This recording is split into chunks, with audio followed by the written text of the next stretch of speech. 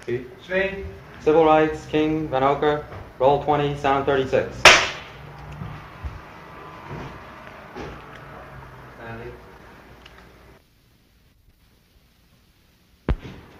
Dr. King, this church is as good a place as any to go back over your commitment to the civil rights movement.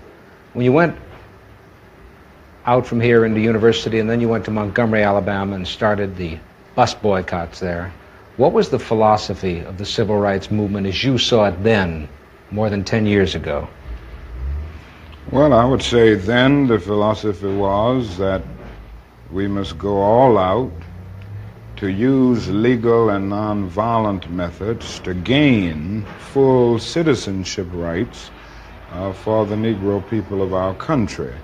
Now, of course, that particular struggle and that philosophy centered on breaking down all of the barriers of legal segregation. So I would say that in that period, the basic thrust for the gaining of citizenship rights for Negroes was to end the humiliation surrounding the whole system of legal segregation. Dr. King, was there something peculiar to the place where you started and the kind of people you attracted? I mean by that, there was a strong attachment on the part of your parishioners in Montgomery to the church. They were older people, weren't they?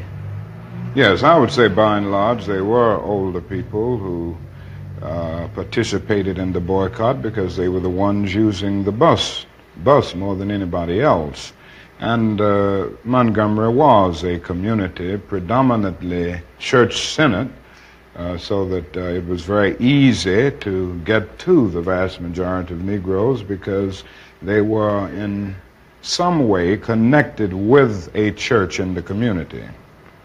Sir, in addition to your commitment to the idea of nonviolence, wasn't it also the only thing you could do, the white community having the monopoly on violence, that if you had tried violence, they would have met it with violence?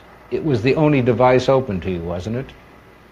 Well, I'll put it another way, that morally, I was led to nonviolence because I felt that it was the best moral way to deal with the problem. We were seeking to establish a just society.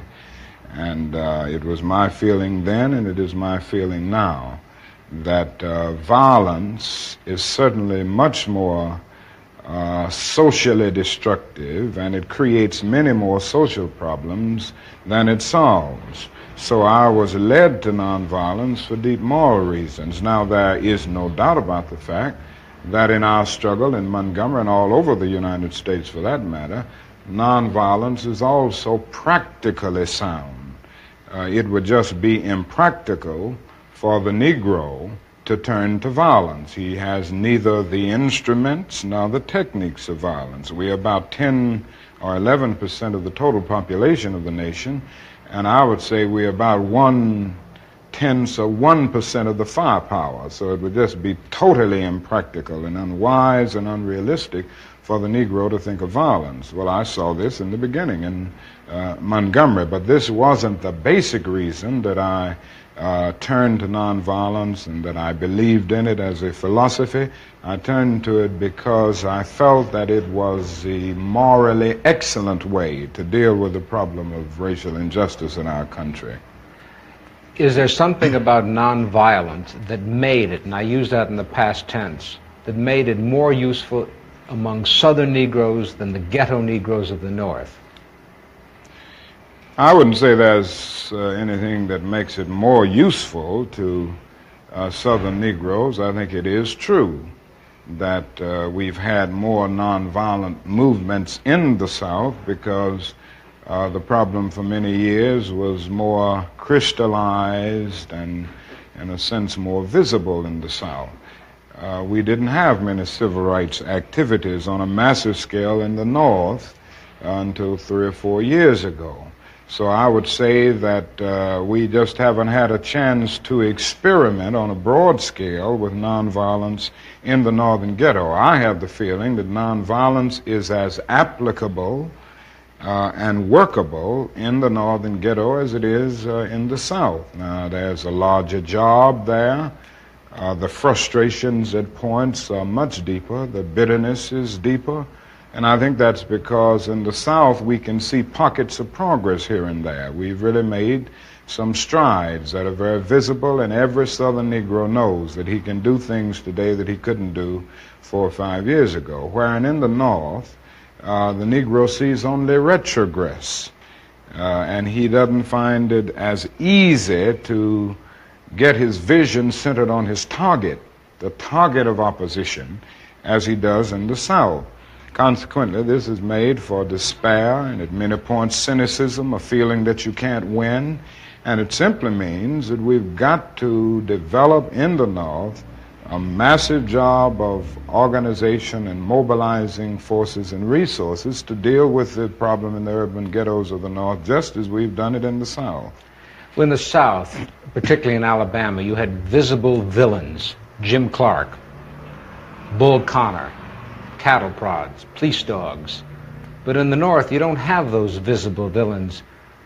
Isn't it hard to get your people aroused and directed at something that isn't visible? Well, that's exactly right, and this is what I was saying when I said it's harder to see a target. In the South, in the nonviolent movement, we were aided always, on the whole, by the brutality of our opponent.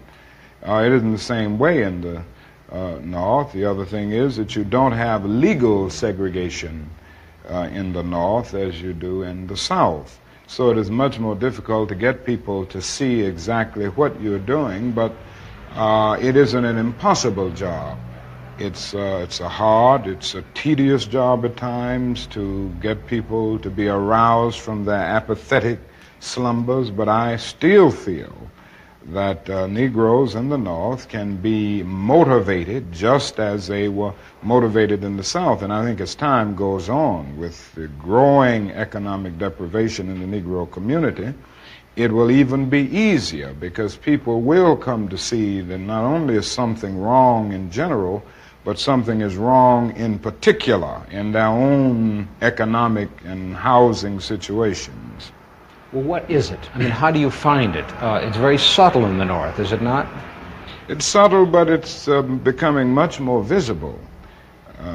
Anybody can see that the schools are more segregated in the North today than they were in 1954 when the Supreme Court rendered its decision declaring segregation unconstitutional. Anybody can look around the ghetto and see that ghetto schools are predominantly segregated and devoid of quality.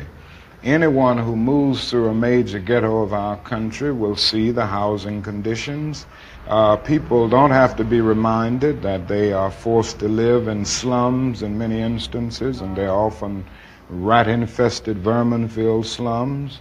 And it isn't too hard to see the exploitation that the Negro confronts in the ghetto, where he is forced to pay more for less and constantly trying to make ends meet, but because of either no job as a result of unemployment or a job that is so economically unprofitable that the person can't make ends meet. And I think they see all of these things, and more they are coming to see them, because before the people of the North were looking to the South and they supported the struggles of the South. Now they are coming to see that their problems are very real and they've got organized to grapple with them.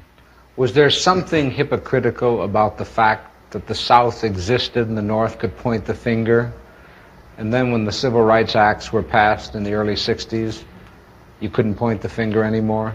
Well, there was no doubt about the hypocrisy of large segments of the nation on the whole question of racial equality.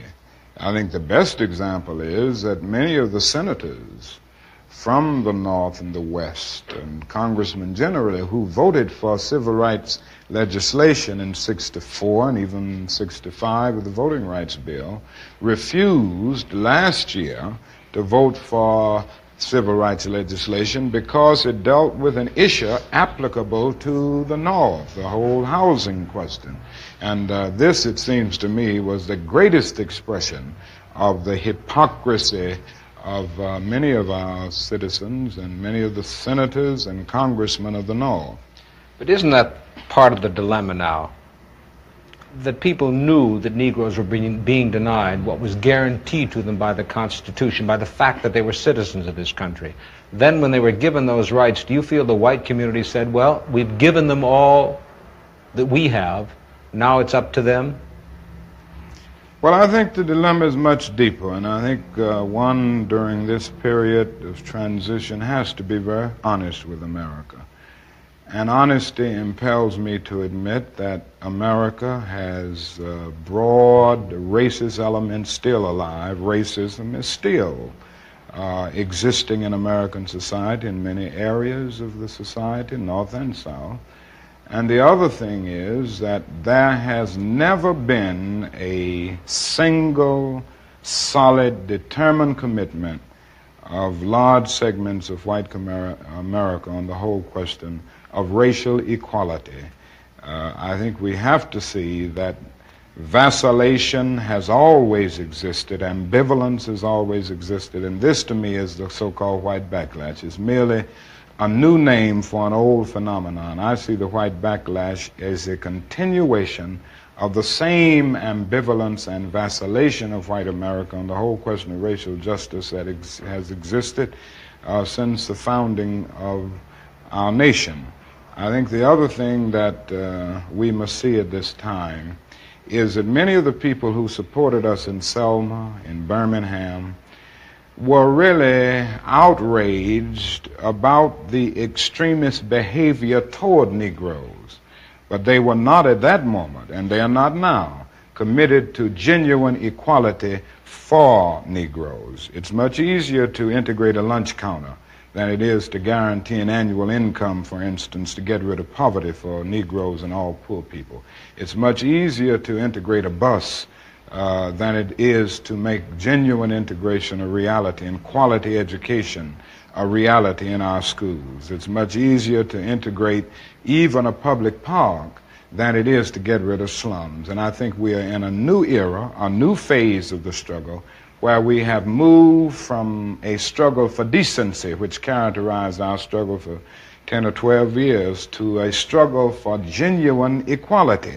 And this is where we are getting the resistance, because there was never any intention to go this far. People were reacting to Bull Connor and to Jim Clark rather than acting in good faith for the realization of genuine equality. Do you think white people in this country, and I'm talking about non-segregationists, people devoid or thinking they're devoid of racism, do you have any idea of what they want the Negro to be in America? Well, it depends on the level that we are talking here, because I think you have to make a distinction between the people who are genuinely and absolutely committed in the white community on the question of racial equality. And I must confess that I think they're in a very small minority. I think the vast majority of white Americans will go but so far. It's a kind of installment plan for equality, and they are always looking for an excuse to go but so far. Why are they looking for the excuse? What is it about the Negro? I mean, every other group that came as an immigrant somehow, not easily, but somehow got around it. Is it just the fact that Negroes are black?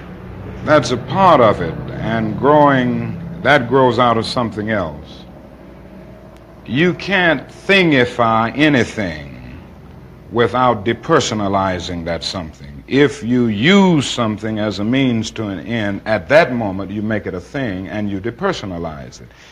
The fact is that the Negro was a slave in this country for 244 years. That was a willful thing that was done. The Negro was brought here in chains, treated in very inhuman fashion, and this led to the thingification of the Negro.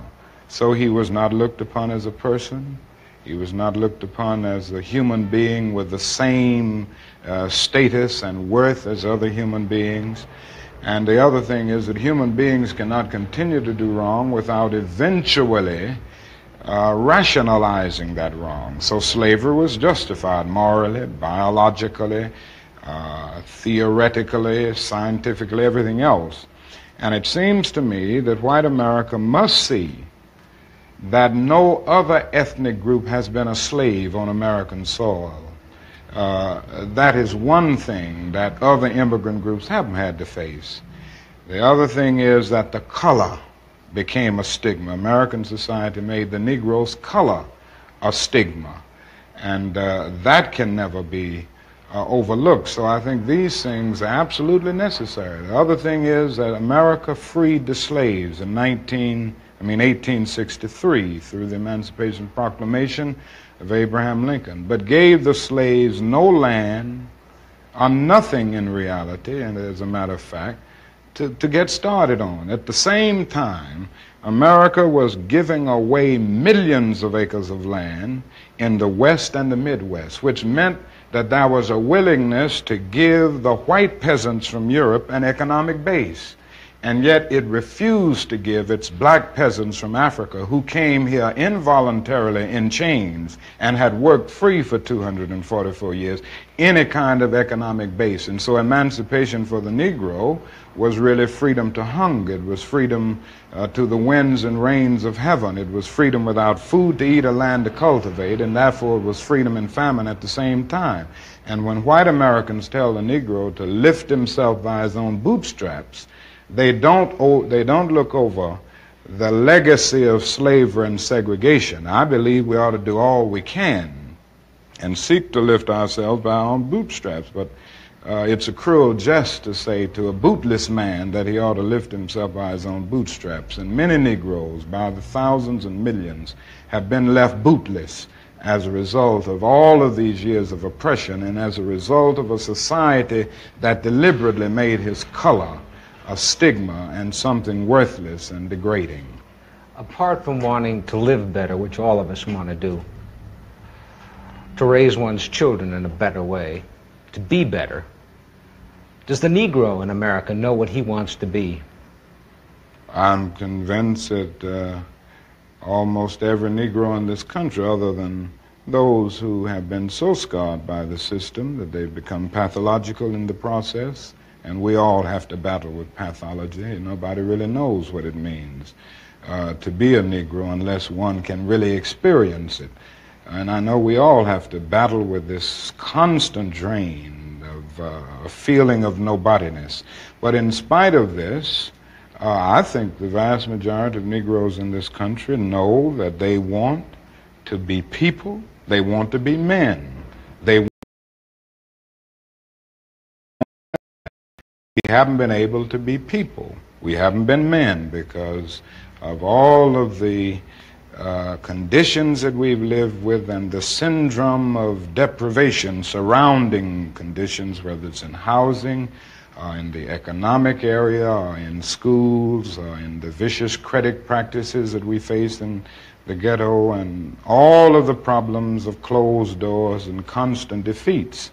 But in spite of all this, I think we all know basically that we want to be men. We want to be persons judged not on the basis of the color of our skin, but on the basis of the content of our character.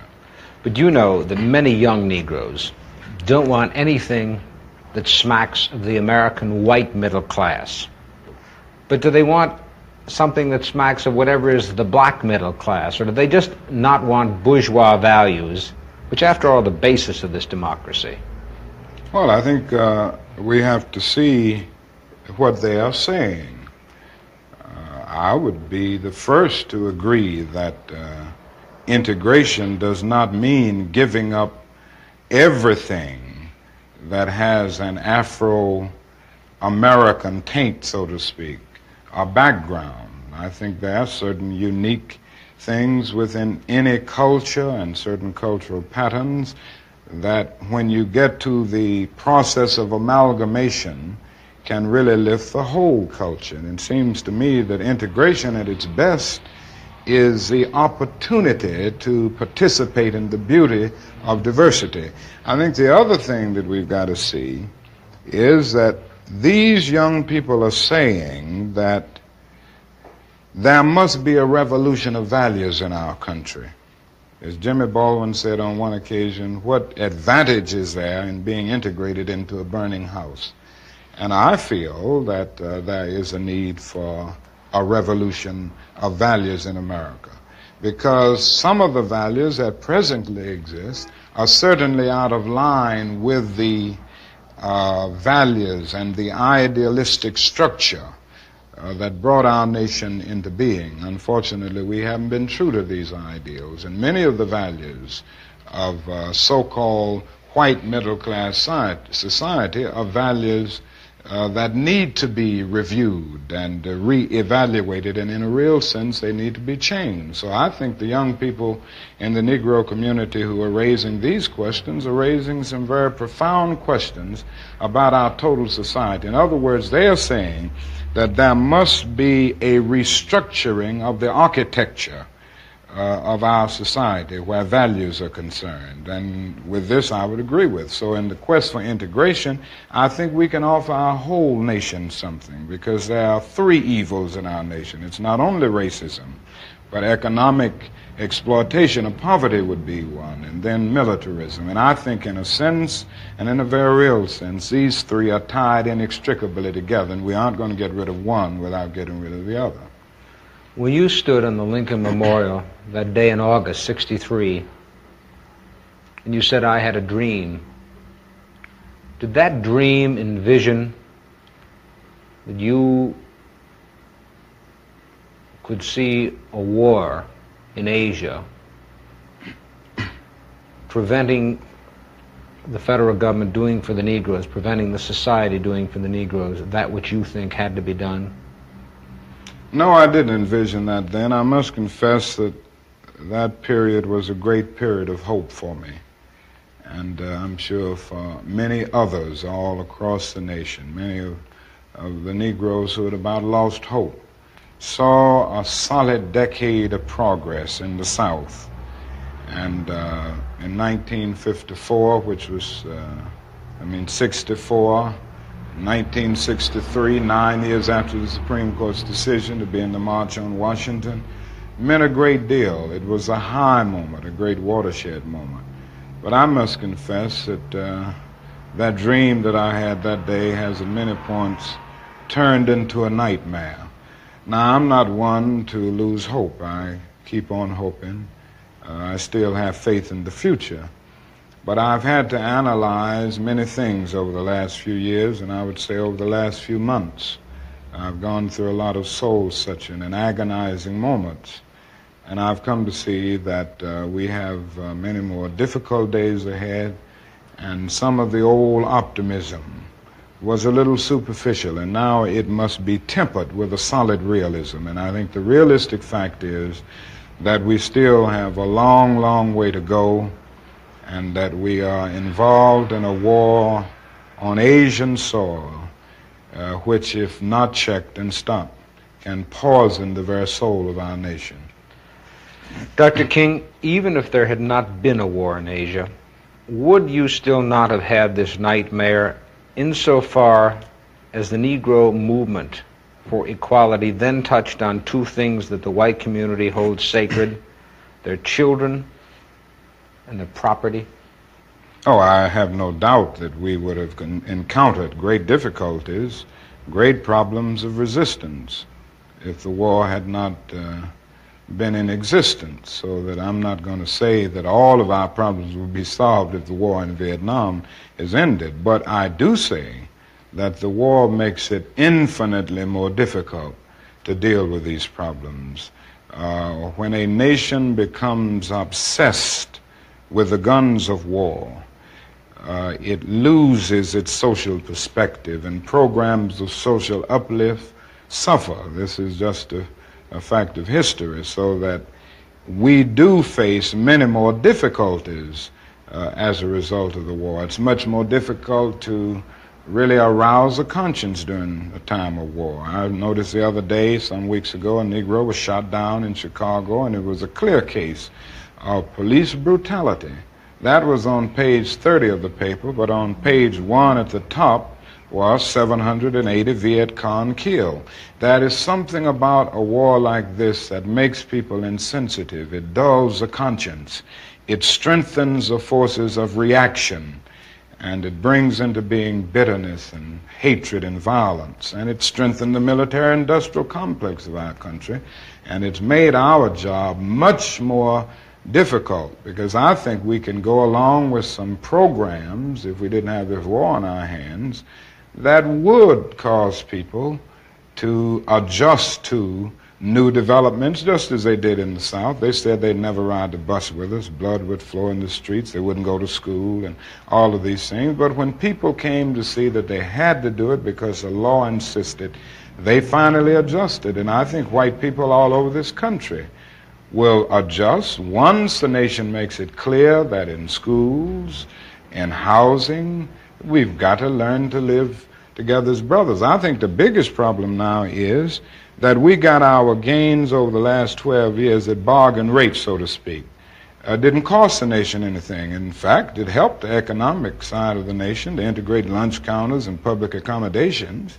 It didn't cost the nation anything to get the right to vote established. And now we are confronting issues that cannot be solved without costing the nation billions of dollars. Now, I think this is where we're getting our greatest resistance. They may put it on many other things, but we can't get rid of slums and poverty without it costing the nation something.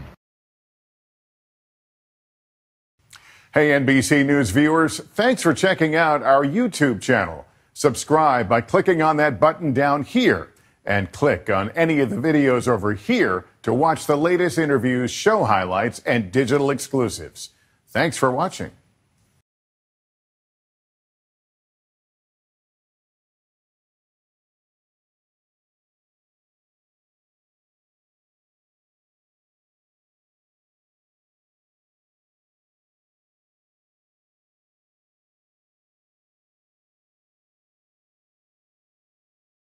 Portions of the following program may be unsuitable for younger or more sensitive viewers.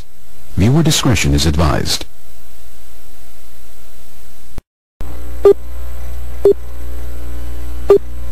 Remember, the enemy has only images and illusions, behind which he hides his true motives. Destroy the image, and you will break the enemy. I'm here to tell you tonight that the businessmen, the mayor of this city, the police commissioner of this city, and everybody in the white power structure of this city must take a responsibility for everything. Can you feel it?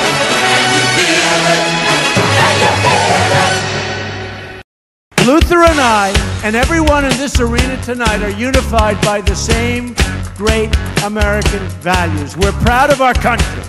We respect our flag.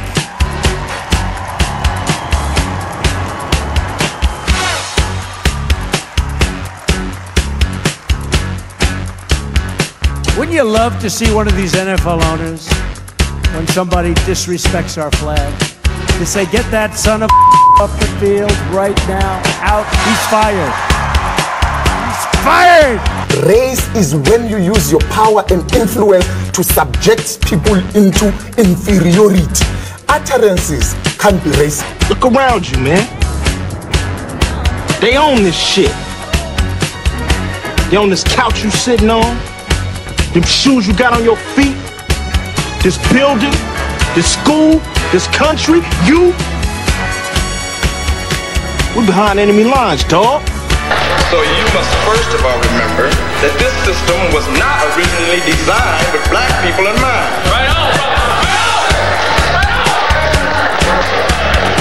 and it definitely was not prepared for black people to, in the end, begin to demand their rights and an equal share in this country which they died for. Right on. Hey, and we definitely are not going back to Africa. In the church, we used to sing the song, "Good news, the chariot is coming." While you sit here today, knowing that you have come to hear good news, you must realize in advance what good news for you might be bad news for somebody else. What good news for the sheep might be bad news to the world. They say, oh, things are getting so much better for you. In 1849, it was hitting blacks on the head 100 times a day. In 1990, they hit them 48 times a day. Isn't it better? Oh, it's got to be better. You're saved 52 blows. The only purpose of most black Americans on earth today is to destroy. I think that's noble. Italians love Italians. When Irish love Irish. But when a nigga loves a nigga, it's an unpardonable sin. They have blood in their hands. When we say they have blood in their hands, we are not saying him, George Bezos, went and killed. But white people colonized us. They dispersed us. They enslaved our people.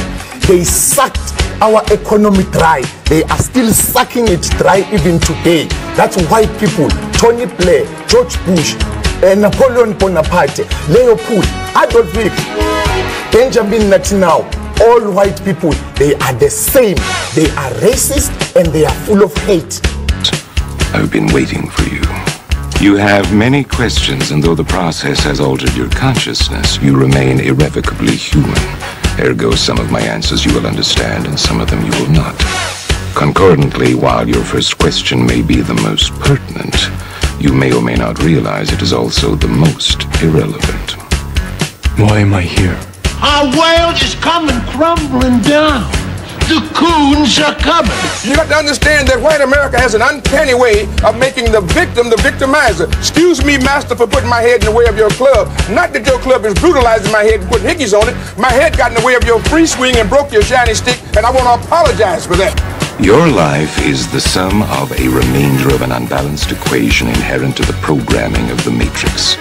You are the eventuality of an anomaly which, despite my sincerest efforts, I have been unable to eliminate from what is otherwise a harmony of mathematical precision. While it remains a burden assiduously avoided, it is not unexpected and thus not beyond a measure of control, which has led you inexorably here. There are more connections in the human body than there are stars in the galaxy. We possess a gigantic network of information to which we have almost no access.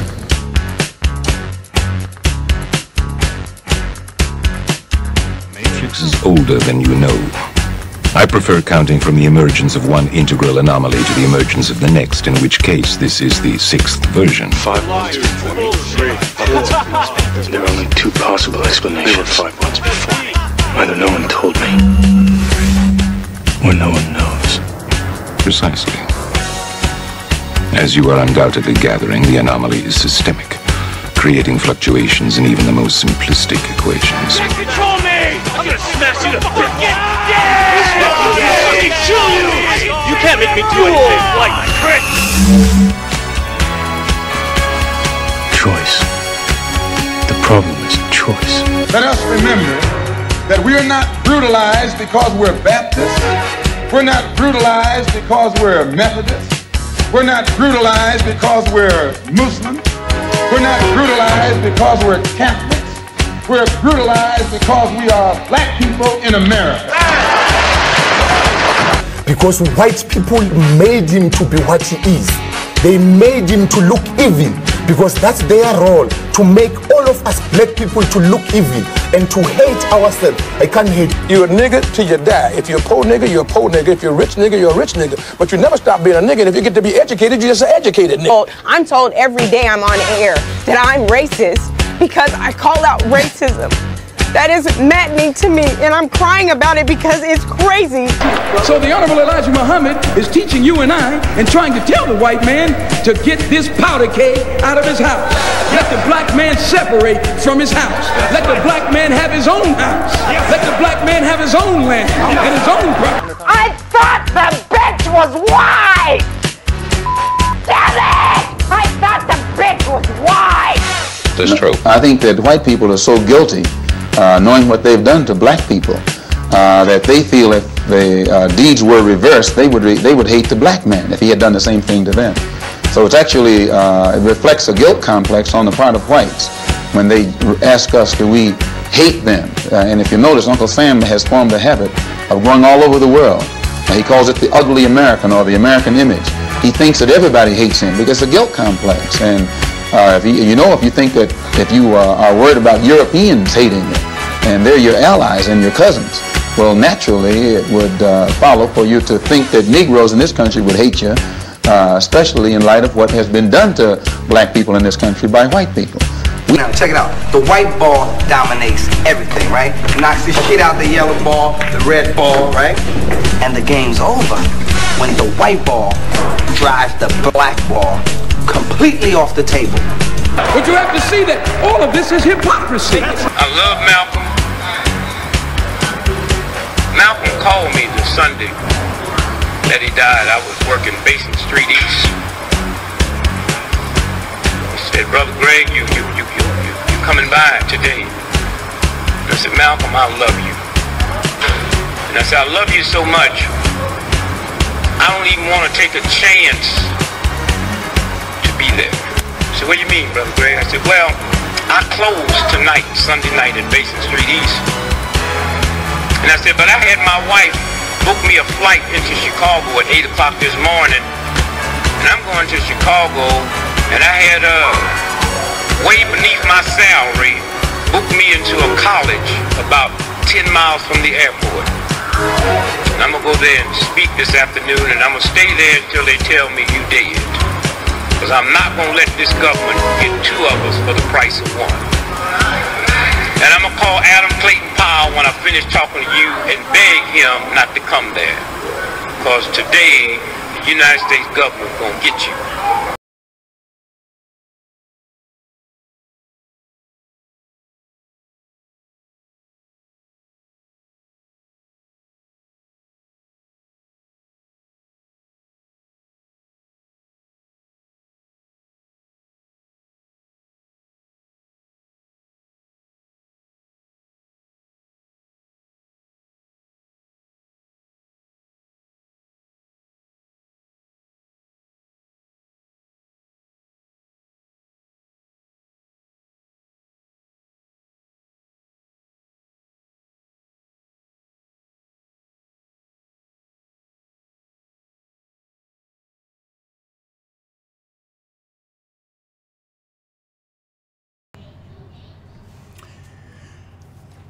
Welcome to the most hated show in the black corner of the internet. You know they got to do what they do.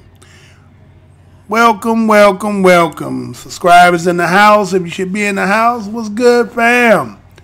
Yeah, show started late, was trying to get some stuff, but I wanted to make sure I get in tonight because, again, based on the fact that today is the 15th of January, I know a lot of people have their points, but I'll talk about it as I get into it. But again, welcome to tonight's show. Passerbys, hey, it's always a grand opening over here. Go down the aisles, look and see if you might see something you might like. Hit that like button, hit that dislike button, hit that comment. Whatever it is, you're welcome to come and shop along. Agents, well, you know, the one aspect that you had to do, right, when King was talking about we want to be a man, you had to skip that part, didn't you? I called it. But anyway, yeah, you do what you do, right?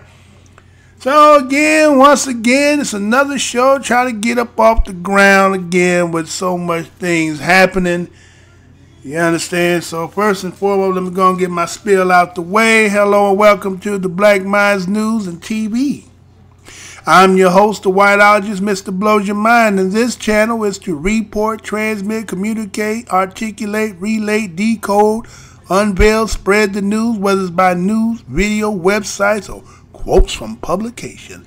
As I, your Whiteologist, ask that the creator of the universe be here, heart, mind, soul, and spirit, because why?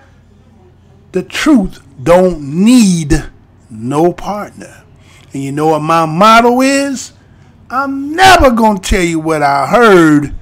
I'm only going to tell you what I know. That's right, y'all. That's right. Man, I had to get the show. I was actually contemplating because I had some other things that I was trying to incorporate into the show. I kind of got a little reneged on the aspect of it, but that's okay. I still got love for y'all. I know I'm still being inculcated at another time, but I was kind of waiting to see. But again, this is kind of like my original going back in the day's time. So I know a lot of people had kind of fell off and not doing that anymore. So it's okay. Got a night show tonight. Was trying to get in much earlier, but a lot of things were happening. So here it is. Trying to be persistent. So today is January 15, 2019.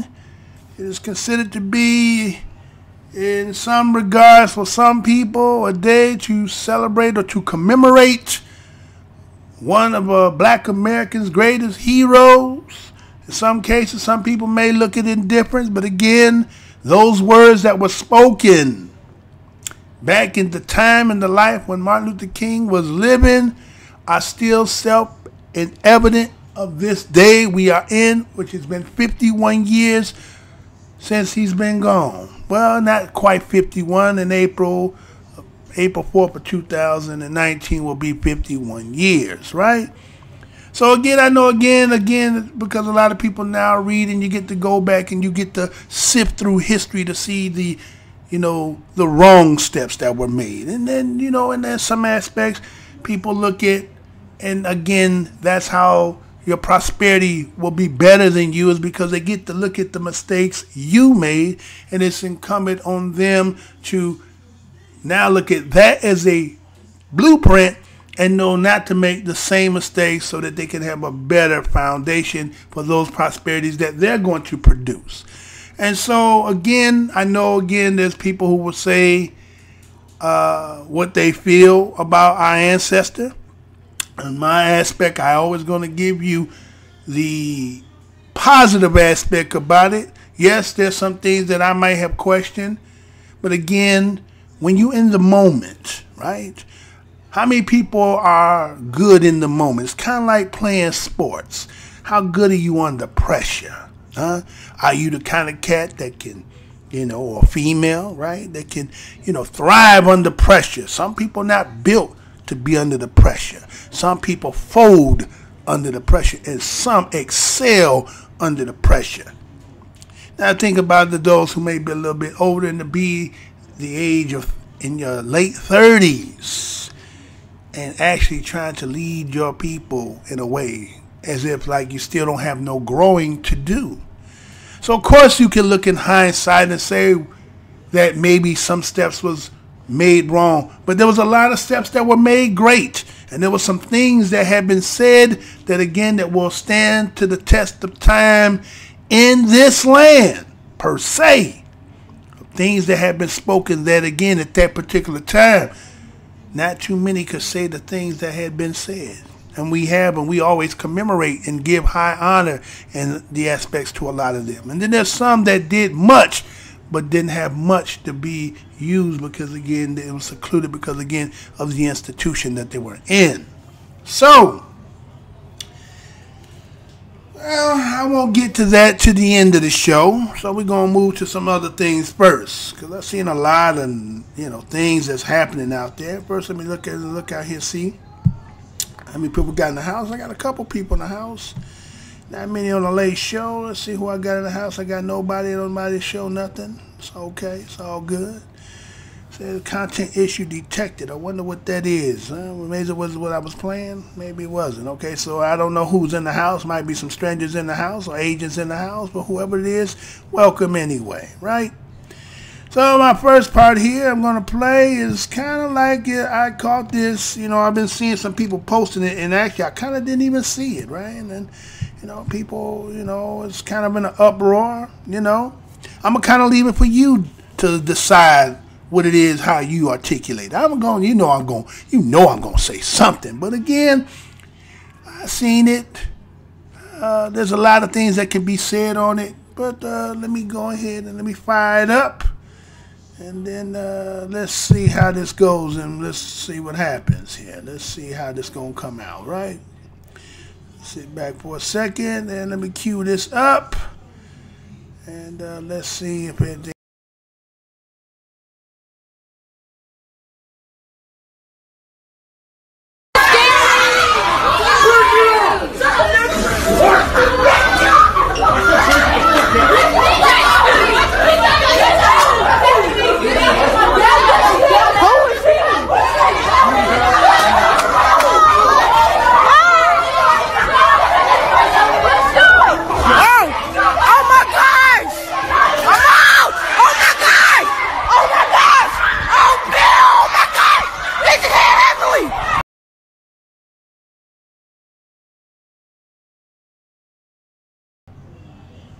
All right, I know it kind of was a little blurry because, again, you know, things don't want everything to move kind of, you know, the way it should be going, right? So, I don't know, maybe I have to just try to maybe play it again one more time just in case you didn't catch that. Let me go ahead and cue it one more time. Sam, give me another shot of that, please.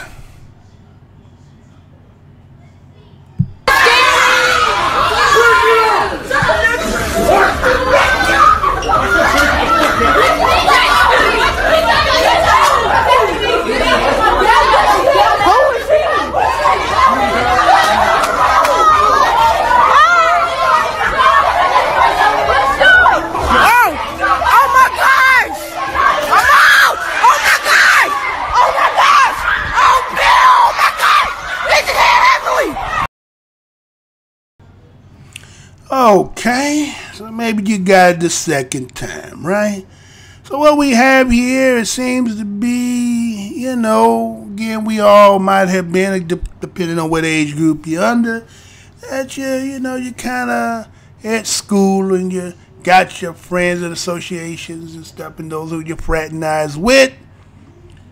And, you know, you can be rambunctious, right? You can be wilding out there, right?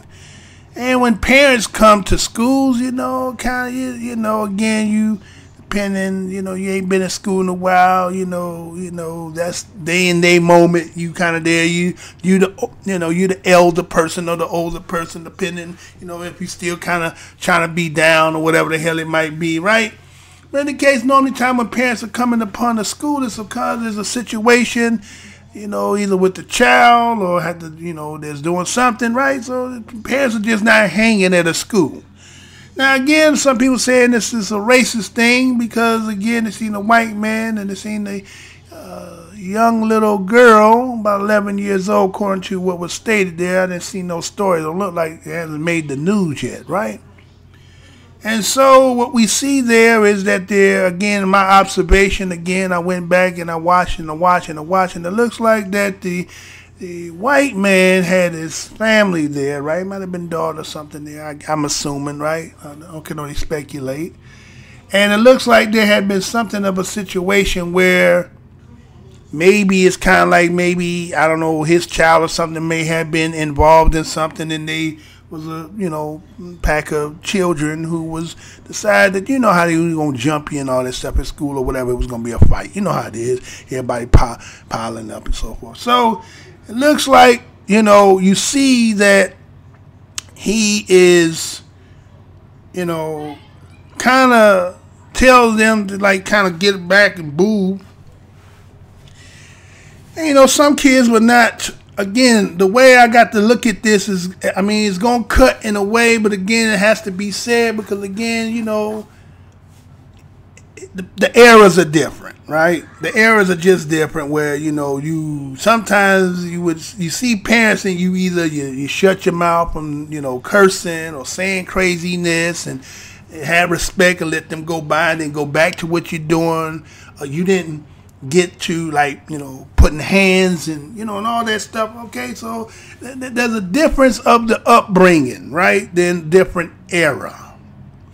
And so what we see is that you see somebody pushes him in the back. You see him going, like, you know, when somebody don't see something, they looking, right? And so they kind of razzing him and so forth and everything, right? But the one that ended up pushing him in the back is the one that he ended up hitting. Because, again, I went over it enough times, again, right? Yeah, okay. And so you see that, again, you probably have to get it for yourself and go back and look at it over and over and over. And you see she squares him up, right? She squares up a parent. Now, she's supposed to be 11, right? She squares up. That's why he ended up pushing her, because she squared up to him, right? And I'm assuming that, again, speaking from a man's point of view, you know, again, especially if you're with the opposite sex, you give some warnings. Hey, right? You better go on with that, right? You better stop that, right? All right now, right? There's certain verbal commands or looks and so things that you give, right? And either you heed to that, or, again, remember back in the day, baddest one hit my hand. Knock this off your shoulder. Remember that? Across the batsman cross the line. All that stuff, right? Meaning once you come on, there's a threshold. Once you come over, it's all fair game. Now again, a grown man should never be cold cocking a little girl. Because again, some people are saying, well, what if she was a white girl? Would he have cold cocking? And everybody's pretty much saying probably not in public. You see what I'm saying? Probably not in public, because we know white men beat that ass behind closed doors, because they was doing that caveman style, right? We seen a mug the other day that I did the story, right, that went and stalked the house and killed the parents and drugged the girl and threw her in the trunk and took her to the house for 88 days, right? So, it's in them. What would it say? They bout that life, right? But the problem is, for him to do that, I think you broke something lawfully. I ain't gonna tell you what I thought. I'm gonna tell you what I know. You did do something lawfully, unlawfully, right? You hit a minor, because believe me or not, believe me for 100%, but it would have been a black man doing that to a white woman. I guess everybody could say the Kareem Hunt situation, where he tried to kick the field goal from 10 yards out. Uproar that the man is fighting for a job, and look like Chicago Bears say, well, we kind of got him on the radar, but we're not going to say no. But that's to be continued, right? So, again, racial in the aspect of him going all full blast is what most people is pretty much looking at. Would you cold cock a white girl? See? Because, the stigmatization on black women is being aggressive and, you know what I'm saying? And again, I think a lot of I ain't going to tell you what I think. I'm going to tell you what I know. A lot of the situations where most young men who grew up in a household with a single parent is depending on the mama's relationship that she had with the father, or the animosity, or so forth, right? That son normally be the one that get berated, and that makes him grow up and having a disdain towards women. That because the first woman that a child learns is his mama. Now this doesn't co-sign what took place. Again, the line was crossed because, again, you're not supposed to be touching. But then you ain't supposed to be again, because he's at a school and he knew that. So he's wrong. It's two wrongs in this situation. But that shit that what he did, well, hopefully, if they don't take it to the proper authorities, then I guess the family gonna have to find ways to, pay back the cold cock, right? You don't get the cold cocky little girl. Yes, she might have been a lot out of pocket, but that don't make that right what you did at all. Not at all. And like I said, is it a racial thing? Because again, we would like to see a white man cold cock a white girl. Right? Well, we got the stigmatization that a black man will do all that, right? And black women will fight black men. Now we've seen a white man can stick a young girl, right? We done seen where police officers was in the middle of the highway, pretty much cold cocking. Remember that sister, they was cold cocking in the damn, whatchamacall, right? And so, it seemed like it's fair game when it comes to color. Again, going back to what Martin Luther King was saying at the beginning of the show, right? Some things just ain't never going to change because, again, you're asking to, soothe the beast, right? So, again, a lot of people are angry about that. A lot of people feel like, that was wrong. And I'm not saying it wasn't wrong. I am not saying it's not wrong. But again, I think that there's a point in place where your rearing of your child needs to know that there's a boundary that you're not supposed to go across. And when they don't know that there's a line, because again, men know there's a line. Two men can have an argument with each other, right? And say a whole lot of things, but there's a line. And they know when they cross that line, everything goes. And sometimes women don't seem to know that. Not all, but some. And so, no condonings, none condoning that. He should be locked up. Ain't no doubt about that. Because if any one of us did that in our house, what they call domestic violence, 3 hots in a cot you getting, right? So I'm just saying, this is to be continued. What will happen in the justice aspect, because that little girl, you knocked that little girl out. What she did was maybe not merit. Again, she ran up on you, but there was a better way you could have handled that. And the way you did it, yes, it's kind of like stand your ground bullshit, right? But that look at you versus her. You look how you shoved her. You was way stronger than her. It's kind of like what happened at the McDonald's, right? You kind of ragdoll her, but again, maybe that's what it is, right? Maybe thought he was going to get some of that McDonald's. Have it your way, huh? Extra lettuce, pickle, lettuce, and cheese.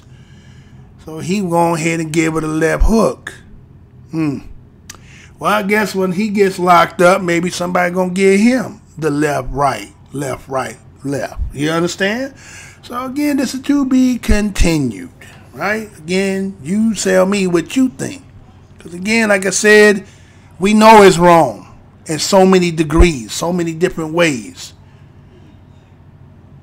But again, you could have still got him on the push, right? And I understand you want to defend yourself. But in one aspect, again, I'm not hearing people saying, because you got to look at it from the totality of it. There's a part that you got to look at, and then you'll come to the same assessment. See, wrong is wrong, right is right. But I'm not condoning what that motherfucker did, because that ain't cool. That's not cool in no form or fashion. So, yeah, let's see what happens when the authorities get involved. Let's see what happens. So we're going to move on. Let me see if anybody got something to say out there. Let's see if anybody got something to say. Let's see if anybody got something to say about that. Yeah, Kabir Bay, keep on stepping. All right, TKO. You say so. So I'm gonna ask you, Bay. Are you saying that was all good? Do you think it's good? I mean, I would even open up the phone lines tonight to let them up and get it off if you want to call in. I'll put the phone up and let you get in if you're willing to do that. Because I'm saying, I just said, like I said, I get it.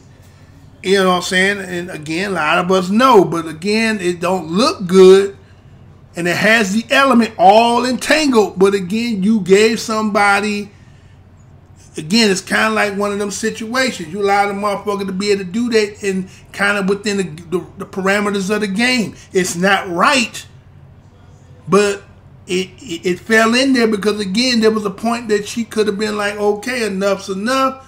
Let me go ahead and make this phone call. Daddy, this motherfucker up here. Uncle, this motherfucker. Hey, bro, you know what I'm saying? There's some things she could have had done. But when she ran up on him, white folks is saying the same thing as stand your ground. I ain't justifying that shit. You don't cold cock no little ass girl. But that's the fuck what they gonna say. I'm sorry, y'all. Somebody made somebody mad. They ran up out of here. All right, my fault, y'all. I didn't really want to touch it like that. Because I'm not really, again, I'm not co-signing that shit. Not at all. But that's what took place. You got to go back and you got to look at it. I don't condone that shit. That shit made me look, I was like, damn. I didn't really want to do this shit. But I did it anyway. But, again, like I said, we'll see what takes place as time goes on. Not all good. Not all good. Okay. All right. I feel you. It's not all good. It's not all good. There's no justification in the shit. I'm saying sis could have did something a little different. Again, I don't know all the ins and outs to that because, again, I see, we know, again, when you walking past the school, you know what I'm saying, they all out there, they rambunctious, they're doing a whole lot of shit. But again, that parent is up there for whatever reason they was up there. I'm not condoning. See, that's what I'm saying. I don't want to, it sounds like I don't want to make like I'm caping because I show, goddamn well I ain't caping for a motherfucker. I'm saying that motherfucker did what he did. based on what took place, but it don't condone for the simple fact that she's a little bitty ass girl. And see, that's what that's that gray ass area, but he still need to get it. Don't get it wrong. He need it. So that's what I'm saying. Whatever transpired, once the municipalities get in, and then he had to do what he got to do, okay, then somebody else step in and take care of that business. That's just what it got to be. So anyway, I'm going to move on with that, because I know that's kind of a touchy subject, and a lot of people are not really liking that shit. Now, I'm not liking it, but I had to really look at that, and I was like, damn, you know what I'm saying? I looked at who was the motherfucker that pushed him in his back. And I kept looking. I said, all right, okay.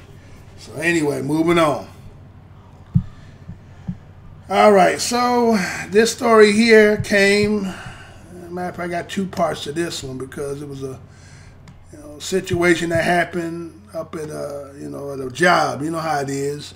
Situations happen, and motherfucker come up to your motherfucking job, and sometimes shit spill over when they come to your job, right? So okay, this situation here, check this out, and I'll be right back. Hope everything playing. Let's see.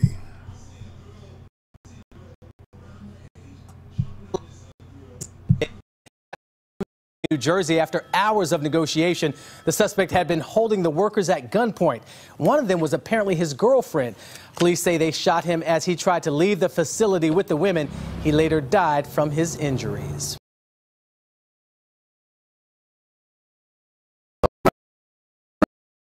He said, I have nothing to lose. And he pulled a gun and shot in the air. A frightening situation in South Jersey. Tonight, investigators say a suspect is dead after storming into a Gloucester County UPS facility, opening fire, and taking 2 women hostage. Good evening, everyone. I'm Yuki Washington. And I'm Jessica Cartalia. Tonight, we know those hostages are safe, and we're learning more about what led to the hostage situation. We have Team 3 coverage tonight, but let's begin with Eyewitness News reporter Cleve Bryan live from Logan Township with the very latest. Cleve? Jessica, the hostage situation here at the UPS facility in Logan Township began and ended with gunfire. Authorities say around 8:30 this morning, an armed gunman went inside, took 2 women hostage, and barricaded himself inside the facility for more than 3 hours. And around noon, came outside for a fatal confrontation with police.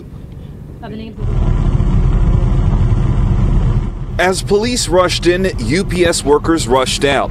Around 8:30 Monday morning, police responded to the UPS processing facility on Birch Creek Road in Logan Township after receiving a call for an active shooter inside. Vehicles were dispatched to the area. It was discovered that it was not an active shooter, that it was a barricaded situation with a gentleman and 2 young ladies that were essentially taken hostage.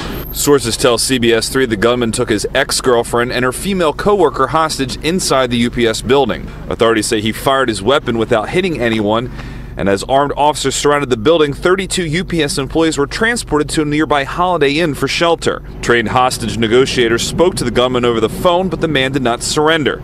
Just before noon, a burst of shots rang out at the scene. Police say the suspect, armed with a handgun, came outside with the hostages, and he was fatally shot by multiple police officers. Through the intervention of the Gloucester County Prosecutor's Office and other law enforcement, they were able to apprehend the suspect. Apparently was shot. Authorities confirmed the dead gunman is 39-year-old William Owens from Sicklerville. His motives are unknown, but no one besides Owens suffered serious injuries during the confrontation outside the UPS facility. He did not surrender. There was an intervention. There was an intervention. That is accurate. That's correct, yes. A UPS sent out a statement after the hostages were freed, thanking police, and in regard to the employees who were at the processing center, they said the incident is concluded and all of the employees are accounted for and being attended to by local officials. Support services for employees who work at the site will be provided as they recover from this unfortunate incident. And this incident is now being handled by the New Jersey Attorney General's office, which looks into shooter situations that involve police. We hope to find more information in the coming days. Live in Logan Township, Cleve Bryan, CBS 3 Eyewitness News.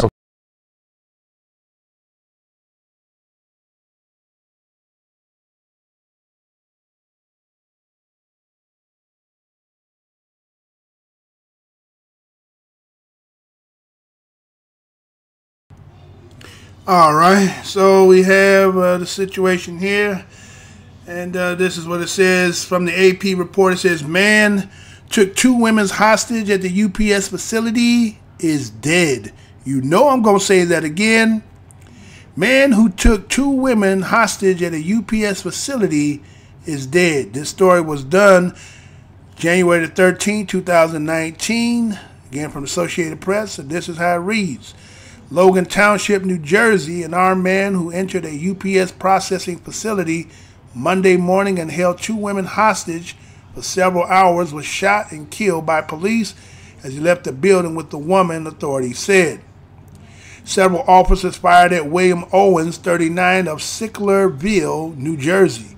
The state attorney general office said in the news release that did not detail the situation or explain why the suspect was shot.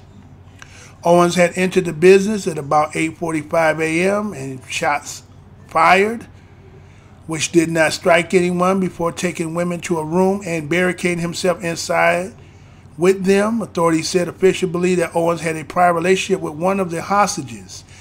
Gloucester County prosecutor Charles Flores said the woman escaped without serious injuries after standoff in Logan Township, about 20 miles south of Philadelphia, Flores said. Multiple members of law enforcement fired at the man who was armed with a handgun. He was pronounced dead at the scene, the news release said.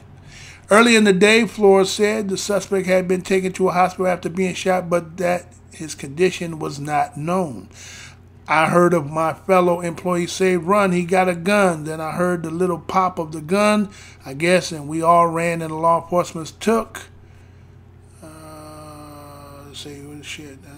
Sorry about that, y'all. Popping in the took over. Employee Alan Anthony Dowling said, police evacuate the building and block access to the busy industrial park, and nearby schools were put on a modified lockdown.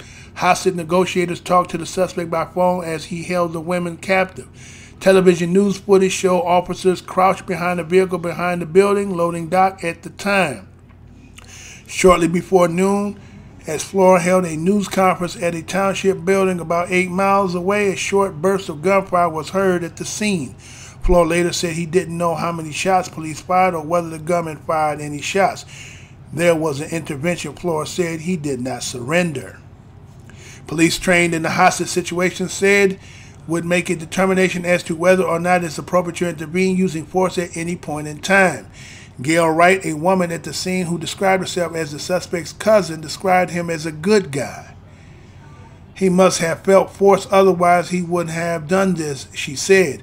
In addition to UPS, other major companies including Amazon and U.S. Foods have operations in the area. Mayor Frank Miner said the township has about 6,500 residents, but some 18,000 people are in the area each workday, he said. Associated Press writer Jeff Mofa contributed to this report. All right, so we see a brother went to UPS situation. We don't, unbeknownst, I guess as time go on, that the female that he came or had been to have a relationship with, well, eventually, you know, kind of relate with she, again, it'll be a unilateral right side of that conversation because dead men can't talk. So, you know, whether it was some information that brother found out, you know what I'm saying, decide that, you know, according to what they said, he said he wasn't nothing worth living for, so he was ready to get himself off. But again, if they was there to negotiate and all he had is a handgun, but how did he end up getting killed? Because the story kind of contradicts itself a little bit, right? It said to the fact that, okay, he was shot and he was dead, but then they said he was shot and then they transported and he died, but then they didn't, again, see, you know, see, you both have all this negotiation and all that, but the scene again, if you put yourself in the situation, you give them fair, it's like fair use, it's fair game. And it's the same thing when I said about the original story. It's not that I don't think that motherfucker should get his head swelled up to the white meat, right? I believe she get split to his wig gets split to the white meat. I believe that. But again, under the circumstances that what took place, right? you give them a gray area. You give them an area to play to try to justify the shit. And that's where the inculcation of teaching must be taught amongst us and our children, right?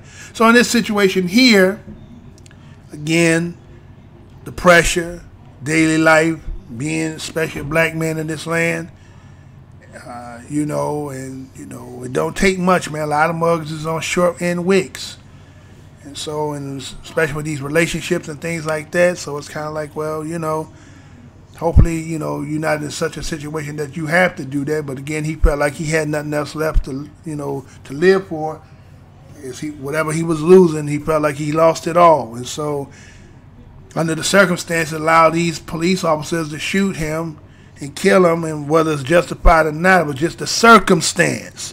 You get what I'm saying? It was the circumstance that allowed that to manifest.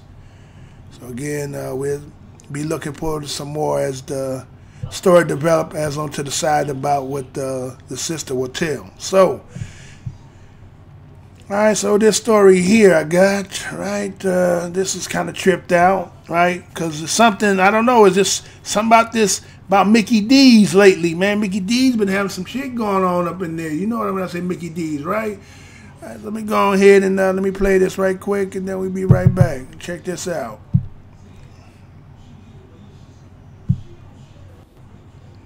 Sculpture that's caused so much outrage. Entitled McJesus, it displays a fast food outlet's famous mascot hanging from a cross, an important symbol in Christianity. Haifa Museum has added a disclaimer that it's not meant to cause offence, but it has. On Friday, hundreds of protesters faced off with the police on the streets as they attempted to force their way into the museum to remove it themselves. Others are camping outside until the work is taken down. This is something I kneel for. I redeem it with my soul. I offer it with all the good things. And what do you expect? I first of all felt that this is a big insult, a big insult. I hope that everyone will stand with us in solidarity. The heads of churches across Israel are seeking a court order to have the sculpture removed. We started with the heads of the churches. A petition was offered to the judiciary to remove it. We will continue through peaceful rallies and vigils with the churches, the museum and the municipality. We won't be quiet until we reach a solution. We need to understand that freedom of expression is interpreted in different ways in different societies. We live today in Israel. If this work was directed against non-Christians, the world would be turned upside down. It's not only the Christian community that's angry, but the artist himself. He asked the museum not to use his work in September when he joined the boycott, divestment and sanctions of Israel.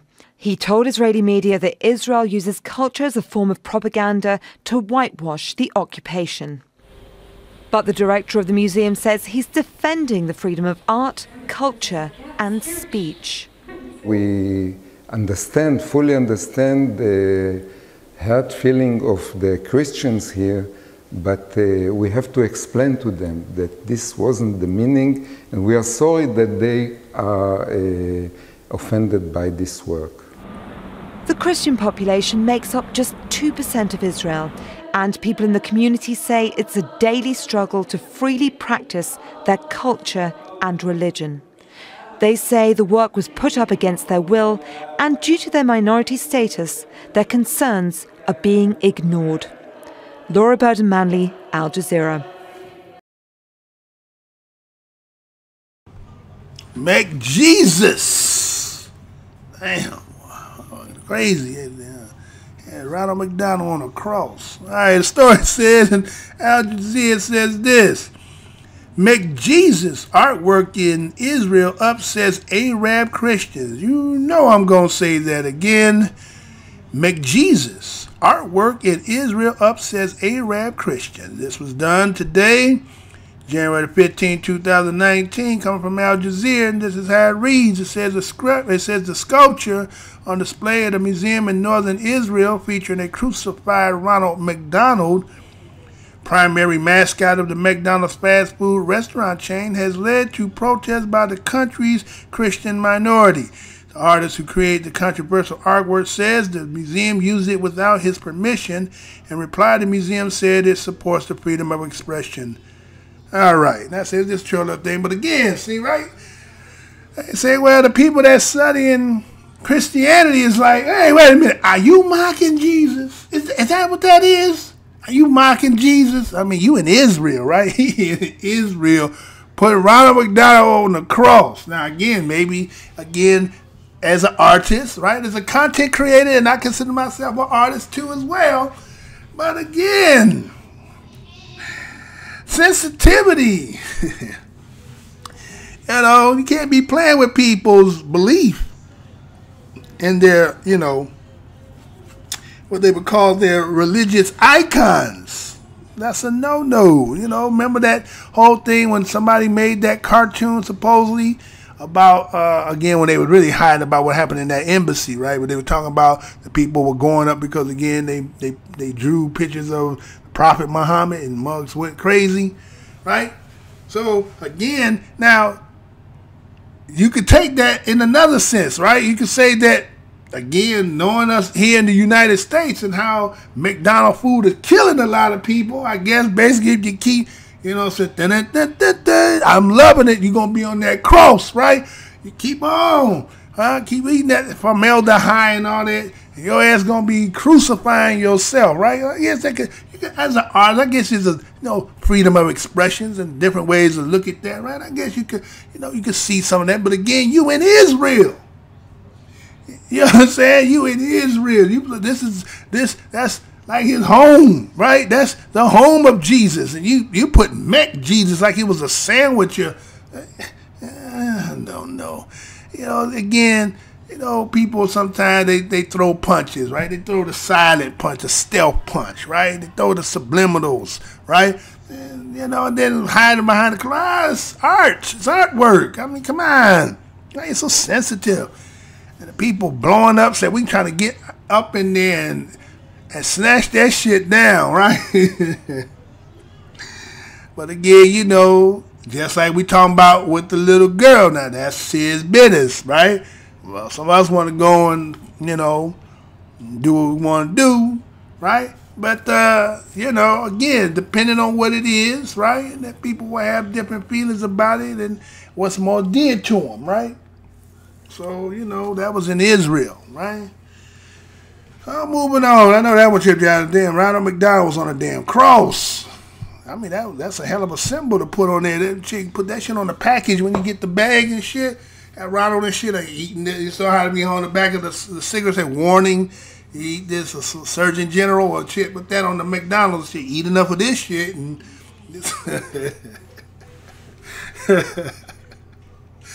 anyway, let's move on, man. It's a late show, right? Well, since I'm on McDonald's, I seen this one. Again, I don't know what's going on with this McDonald's business. Again, we had, you know what I'm saying? Let me say this 5 times. Keep this in your head. Somebody getting the Pumpkin Deluxe, you call it a what? Jasmine James. Wasn't that her name? Jasmine James? When she was handing homie all them to them head, giving them 50, she gave about 25 to the head, no cover up. Right? So, here, again, McDonald's is in the news. And I said, man, what's going on? But again, let's look and see what took place again. All right, let's see. Check this out. Should be right back, y'all. Fired up, Q. Let's get it. You just called me a nigger? You just called me a nigger? You just called me a nigger. You just called me a nigger. You just called me a nigger. You just called me a nigger. You just called me a nigger. Don't give a fuck, nigger. Ah, got you on camera. World star. You're getting fired. 5, 2, 3, 4, 5. Get out of my window, boy. Don't touch me. You're getting fired. You're getting fired. You're getting fired. And you're getting fired. You're getting fired. Why are you calling my dresser, nigga? You want to get fucked up? I will fuck you up, you fucking nigger. You're getting fired. Getting fired. You're getting fired. Okay, sir. You're getting fired. You're getting fired. Fired. Fired. Fired. You're getting fired. You get fired too, because you're a manager. You're supposed to handle this differently. You're getting fired. Okay. And you getting fired too. He's a black male wearing a tan shirt with blue jeans. He's got a bracelet. He's got a black phone that says Adidas, and he's bald. He's threatening to kill my manager. He pulled my window open, threatening. You're getting fired because and we on camera. We on camera. You're getting fired. You're getting fired. You're getting.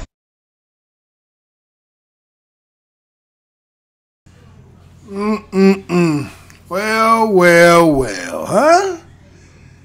I tell you, boy, they keep telling us the old white man the only one that's still harboring and still talking about this nigger business. Seems like they getting younger and younger, huh? Everybody got the N-word dripping out of their mouth, huh? He kind of had a little sugar in him anyway, right? He had a little sugar in the tank. We get it, right? And everybody's emboldened, right? Everybody just like, it's like, what's going on with you? What's these fangs all hanging out everywhere? You know what I'm saying? It's like, you hate yourself so much. Damn, you got it. Okay. You supposedly on the winning team, right? You're supposed to be winning. You got everything. You're so great. I don't understand what you're so worried about some people who are inferior to you. I don't get it. Do you get it? Because I don't get it. I'm the whiteology. You know I get it. But I'm just saying, right? Just honey dripping out the mouth. And then did you see the one? Knowing they in the wrong, right? Right? You in the wrong. And so again, what is it with white folks with that? Huh? Your ass being the damn wrong, instead of you being like, let me find a way, let me rectify the situation so that, again, let me get myself out of this situation if that's what you wanted. But no, you know what she did? She picks up the telephone and she creating a situation or a scenario. Yes, there's a black man, and then she identified, and he was pulling the window, and he said he was going to threaten her. So you're trying to put this man in a situation that could cause him his life. Because I'm pretty much, if y'all the kids in that area working there, then I'm pretty much, okay, the area in itself has the same dripping in the mouth as the same way. Right? And so, based on that, he's saying you gonna be fired. Well, you trying to retaliate by maybe either getting him killed. So you on the phone creating a situation. Oh, he's a black man, right? And creating a probable situation that's going to be determined about who it is that pulls up on the scene. If he's one of them good boys, you may have a problem there, right? He might be itching for a scratch. And based on the simple fact that all you was doing, whatever your patriotism toward the customer, being a customer to the store, and it transpired again, the camera didn't lie. The camera showed exactly what took place. And I'll say it again, sugar, nigger, right? He said it, right? And what happened? Okay, so you go call the po-po, all right? See how that won't turn out a little later down the line. We should be reading about you ain't have no job no more. Because again, I told you, the anti-Negro word is about some steps behind anti-Semitism these days. You get caught with that, there is no defense. And guess what? McDonald's make a lot of his money off black folks. Those who still into that, because I don't know the last time I even had some damn McDonald's. I'm serious about that. I don't know the last time a nigga had some damn McDonald's. So, you understand? So, again, they going to have to do something because, again, you don't want that kind of backlash because it's all up there with him saying the word, dripping out of his mouth, snarling out of his mouth, blazing with it. Guess what? He's right. Maybe that manager might be able to work away, but that other one on that telephone and him is saying bye-bye, bye-bye. Huh? Guy, they're going to sing him guy out that door. That's what's going to happen. Anyway, let's get to moving on. I got a long-ass show. I get the hell up out of here eventually again because I like doing what I do. But again, it is what it is. Now, let's get to some of this shit here, right? Damn McDonald's, boy. What the hell they putting in the damn food? Motherfuckers out there losing their goddamn mind, right? All right, well, let me give you a little bit of this here. I seen this as a whole thing, but this is leading up to where I'm going, right? Let's see. Well, can I give you both? Well, I'm going to give it all to you, right? I'll give it all to you, right? No, I ain't going to give you both. I'm going to give you that by itself and we come back separate. Don't do that. All right, fire queued up. Let's get it. Check it out. Again, this is what makes everybody so angry is because, again, check this out. All right, slow on the queue. Come on. Oh, I can't play it. Oh, really? Really? Okay, can't play that one, y'all. I have to come back and try to find it a little later. All right, so let's go ahead and get into this here. All right, they don't want to play for me. All right, so I got to go on to the next part. Let's go ahead and get it. 1, 2. Oh, come on. What you doing? All right, let's get it. 1, 2, 3, let's get it.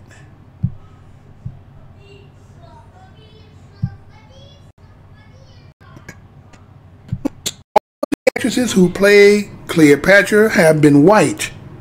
But was she? You know I'm going to say that again. Almost all of the actresses who played Cleopatra have been white.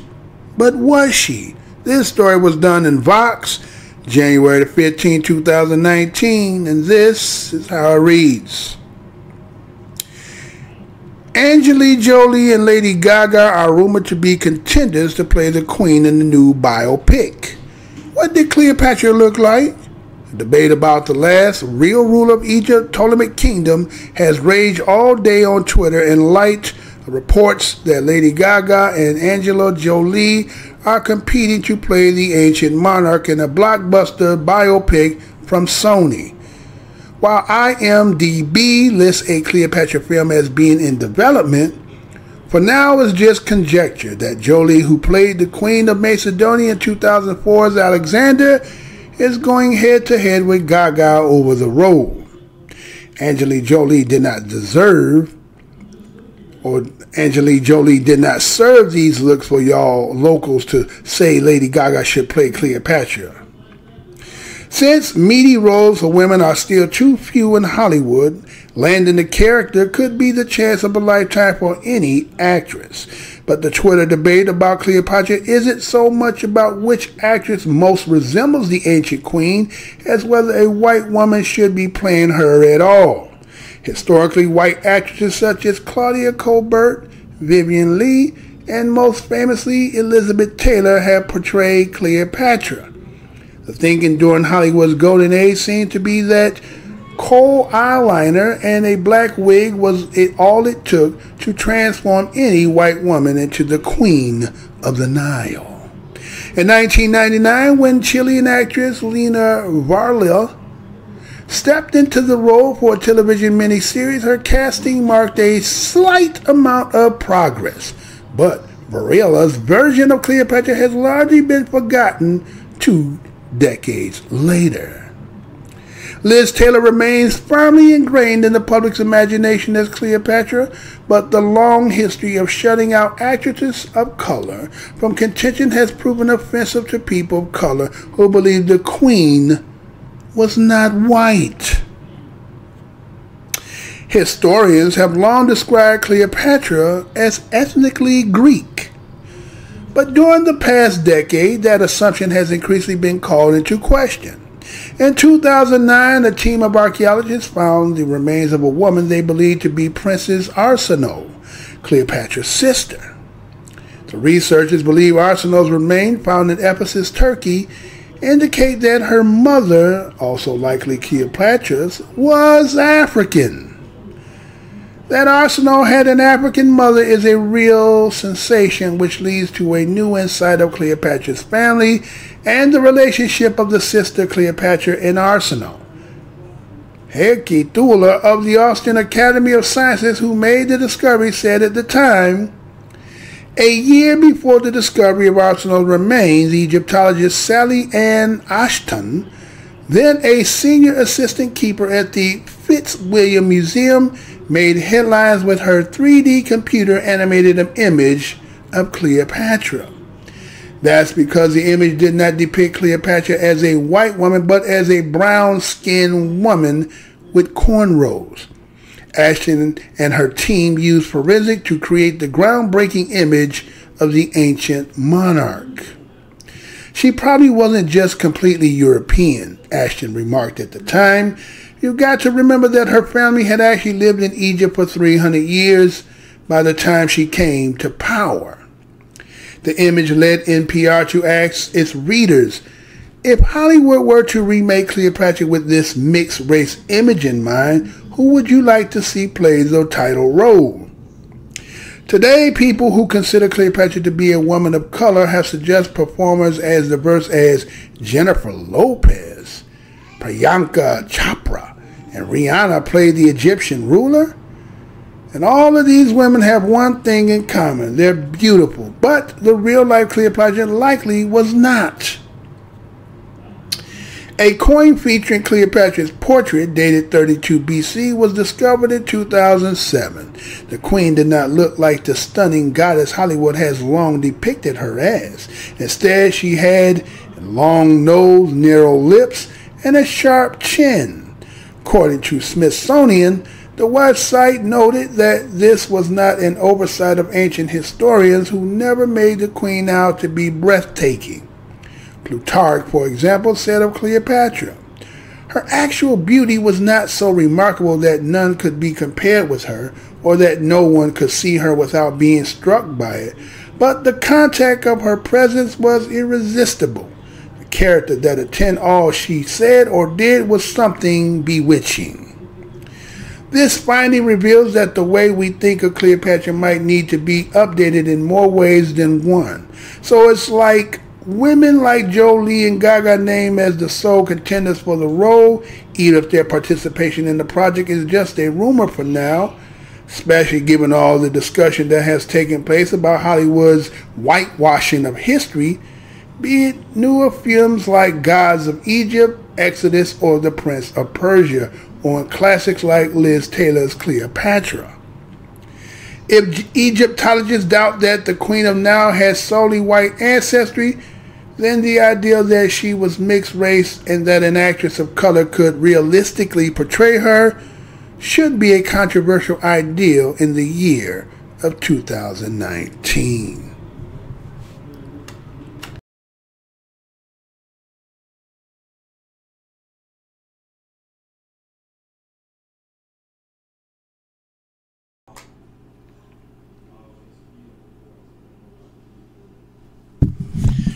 Cleopatra's mother was African. You know I'm going to say that again. Cleopatra's mother was African.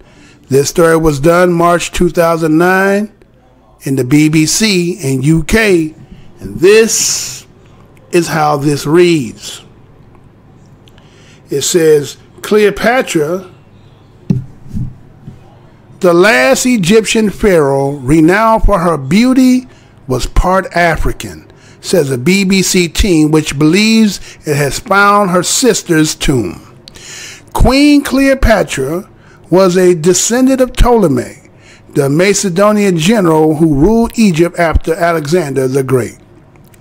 But remains of the queen's sister, Princess Arsinoe, found in Ephesus, Turkey, indicate that her mother had an African skeleton. Experts have described the results as a real sensation. The discovery was made by Hilke Thur of the Austrian Academy of Sciences. It is unique in the life of an archaeologist to find the tomb and the skeleton of a member of Ptolemaic dynasty, she said. That Arsinoe had an African mother is a real sensation which leads to new insight on Cleopatra's family and the relationships of the sisters Cleopatra and Arsinoe. They lived at a turbulent time when the Roman Empire was extending its power across the Mediterranean.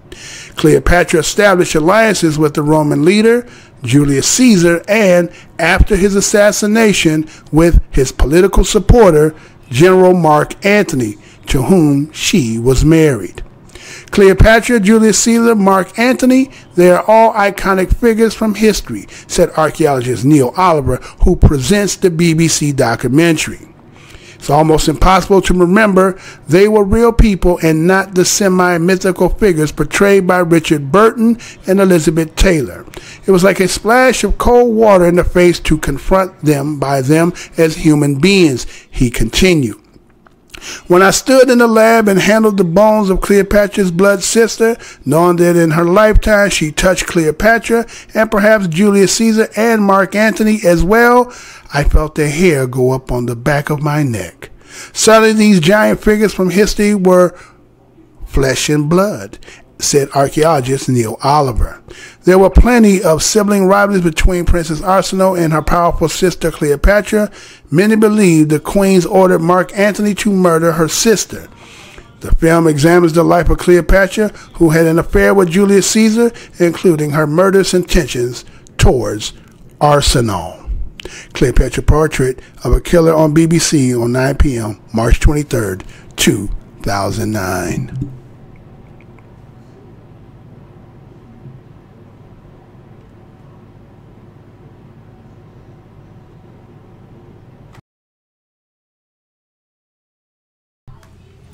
All right, so Cleopatra to be played by people who, again, what they say, Angelina Jolie, and Lady Gaga. I know Cleopatra was black, but yet you still want to depict somebody like Self. See, I think this is where a lot of this snarling and growling and everything so angry is because, again, the truth don't need no partner, do it. See, everything that you have told yourself how great and how first you are and what you have done, but that which you compete against still exists, even in this punk and debauched state. It is rising once again, and your empire seems to be dwindling, because everything that you seem to put yourself in is kind of like a square peg fitting in a round hole. It don't quite just fit. Yes, you write it historically and poetically prose, you'll depict it in your movies, but somehow something will come back later and then says, well, we got to wait a minute because something came out. We found this and it seemed to be like this is an African skeleton, the mama. Well, if the mama black, because again, you say in the Ptolemaic family, but that don't necessarily mean that Ptolemy had her. Could have been already had, right? We don't know, right? But we just know that they were Africans. We know that much for a fact. And again, I use the depiction of the Cleopatra we know in this country. Oh, those who know, you remember Cleopatra Jones? Man, that's a fine sister there. Huh? You remember Tamara Hobson? You know, when she went and she left in 2006, you know, kind of like, you know, ironic that BBC about her being African was the year that she actually passed, right? And, you know, she was an actress and a fashion model. You know, Cleopatra Jones was of that time. Again, you had Pam Grier and so forth. But when we talking about that melanate, man, she exuded that. That was one beautiful black woman. That's the Cleopatra we know as black Americans, right? So we know that, again, that Cleopatra was a black woman. Now we know y'all depicted Cleopatra as Elizabeth Taylor, and we have some people co-sign and say Elizabeth Taylor was a good-looking white woman. I heard some people say that. But again, but I like chocolate in my milk. You understand? Teach his own. It's my preference, right? So anyway, they tell you that they were thinking of Gaga and Geraldine, yeah, because they kind of like, not like the so-called pale Caucasian. They have the smudge in the tinge, right? And they said, well, if we're going to give a third prize, we'll give you Rihanna. Why can't you? It's kind of like when they did the Martin Luther King story, and I guess I got the whole Oprah accountable for this one. You went and got an African to play Martin Luther King, right? I know some people didn't like that. Like, what? Whether he didn't do a bad job or not is not the point. Again, it's kind of like, say, if you have the position to hire, and again, some people, again, depending on who you ask, they say, well, I'm going to go into qualifications. Well, I'm going to play the same game that the game has been against me. You found? You got the job. Where about it? That's too bad, so sad, so glad, right? That's how they've been playing the game, right? But you got some people, no. So what I'm saying is, well, why can't you hire somebody to depict it, and we're going to play it here, it's going to be a United States movie, and put some one of our people in there. Now, I'm not saying that you put Rihanna, but again, it's kind of like Obama. That's kind of Obama type. Right? Again, you in the family, but you're not cut from the cloth. Again, I know some people not going to like that. I got nothing against her personally. No, I'm talking about, again, I'm still talking about my folks. The one that everybody downtrodden and getting over and snarling, calling, and basically calling everybody the same when anyway, I ain't gonna get into that. Anyway.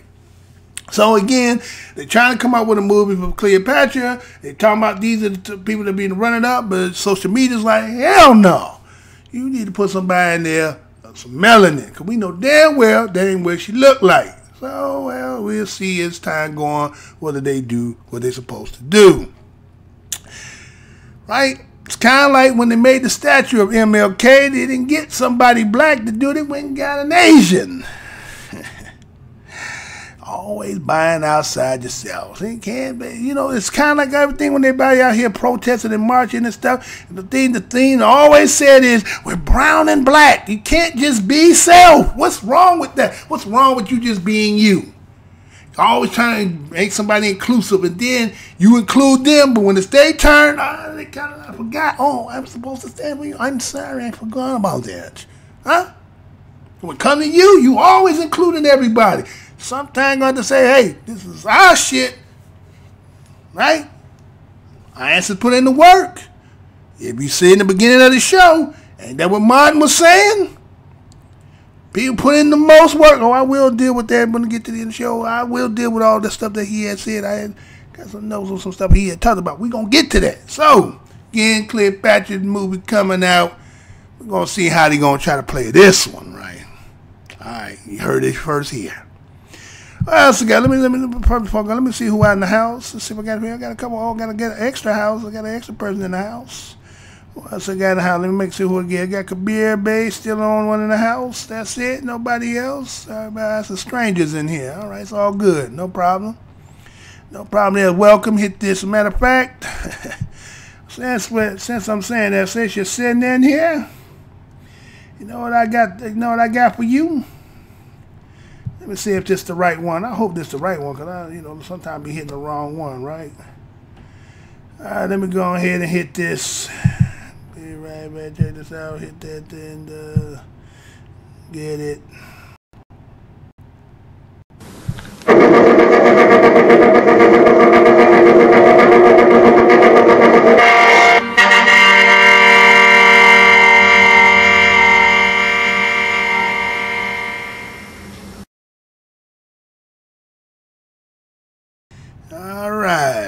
I gotta wake your ass up, move that damn hand, go click that damn button, right? All right, so what else I got over here? All right, so check this out. Well, this one here, right? Let's see, this one right here. It's kind of like, again, as being the DOS of this land, right? It's like, it's always some kind of like, you know what I'm saying, when you making certain stances, right? Like people want to control Like, you could be for something, and then you could be liking somebody. Like, some of y'all might, if some of y'all, let's put it this way. If you employed, and you got a job, and you play Mr. Blow Your Mind, you most likely, they're going to say, fire that motherfucker, right? Because that shit he talking about, and you like that kind of shit, so you affiliate with that, so you get the fuck up out of here, right? So sometimes your affiliation of things you like, people try to hold that shit against you, right? And when it comes to black people, we don't have no organization that goes out with tiki torches and wearing hoodies and shit and burning shit. We don't got no shit like that. Now, it might be some religion. Sometimes people are kind of like, that's their religion, their belief system, or, teachings and so forth, but nothing destructive. Now, again, are you to be held accountable for somebody else? Well, let's see. Let me play this. Because, see, this here got two folds. It's got two folds to this. I'm going to give you this, and then come back. Come back and go do this, play this, and come back. Come on, check it out.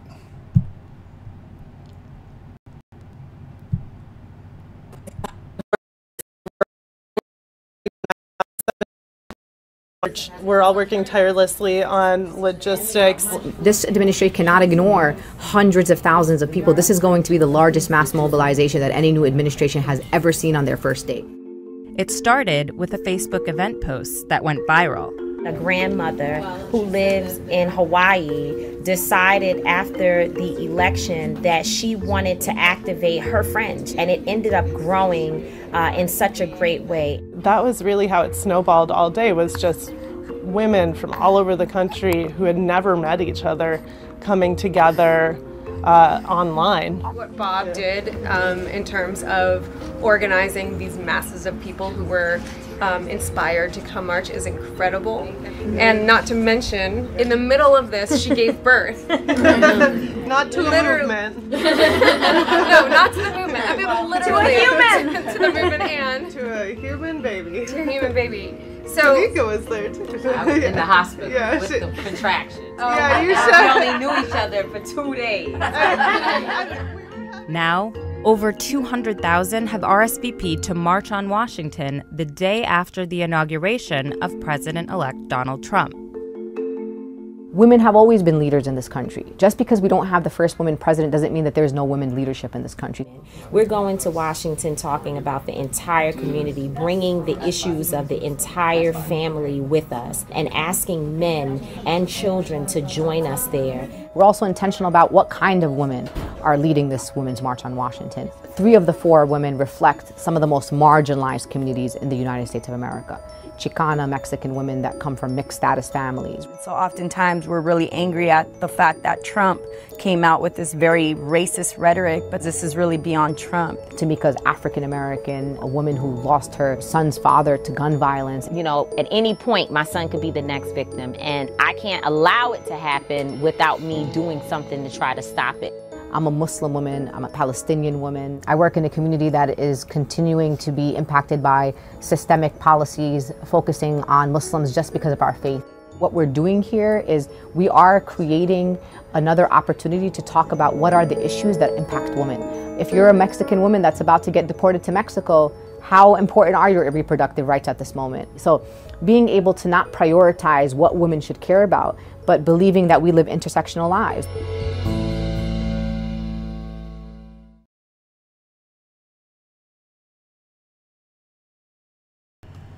All right. So the article says Women's March leader Tamika Mallory refuses to condemn Louis Farrakhan as interviews backfires. You know I'm going to say that again. Women's March leader Tamika Mallory refuses to condemn Louis Farrakhan as interviews backfired. This story was done in the Washington Times, January the 14th, 2019. It says on The View, Meghan McCain accuses group of anti-Semitism mask and activism. And this is what it reads. It says Women's March National Co-Chair Tamika D. Mallory attempt to tamp down anti-Semitism concerns prior to next weekend's march may have backfired. Ms. Mallory refused to condemn Nation of Islam leader Louis Farrakhan and appears Monday on ABC's The View under the tough questions for co-host Meghan McCain, who asked about Mr. Farrakhan's past comments on wicked Jews, false Jews, and homosexuality. "We did not make those remarks," said Ms. Mallory. "What I will say to you is that I don't agree with many of Minister Farrakhan's statements." Asked about his remarks about Jewish people, Ms. Mallory repeated, "As I said, I don't agree with many of Minister Farrakhan's statements." "You condemn them?" asked Ms. McCain. "I don't agree with these statements," Ms. Mallory, prompting Ms. Cain to retort, "You won't condemn it?" No. To be very clear, it's not my language. It's not the way that I speak.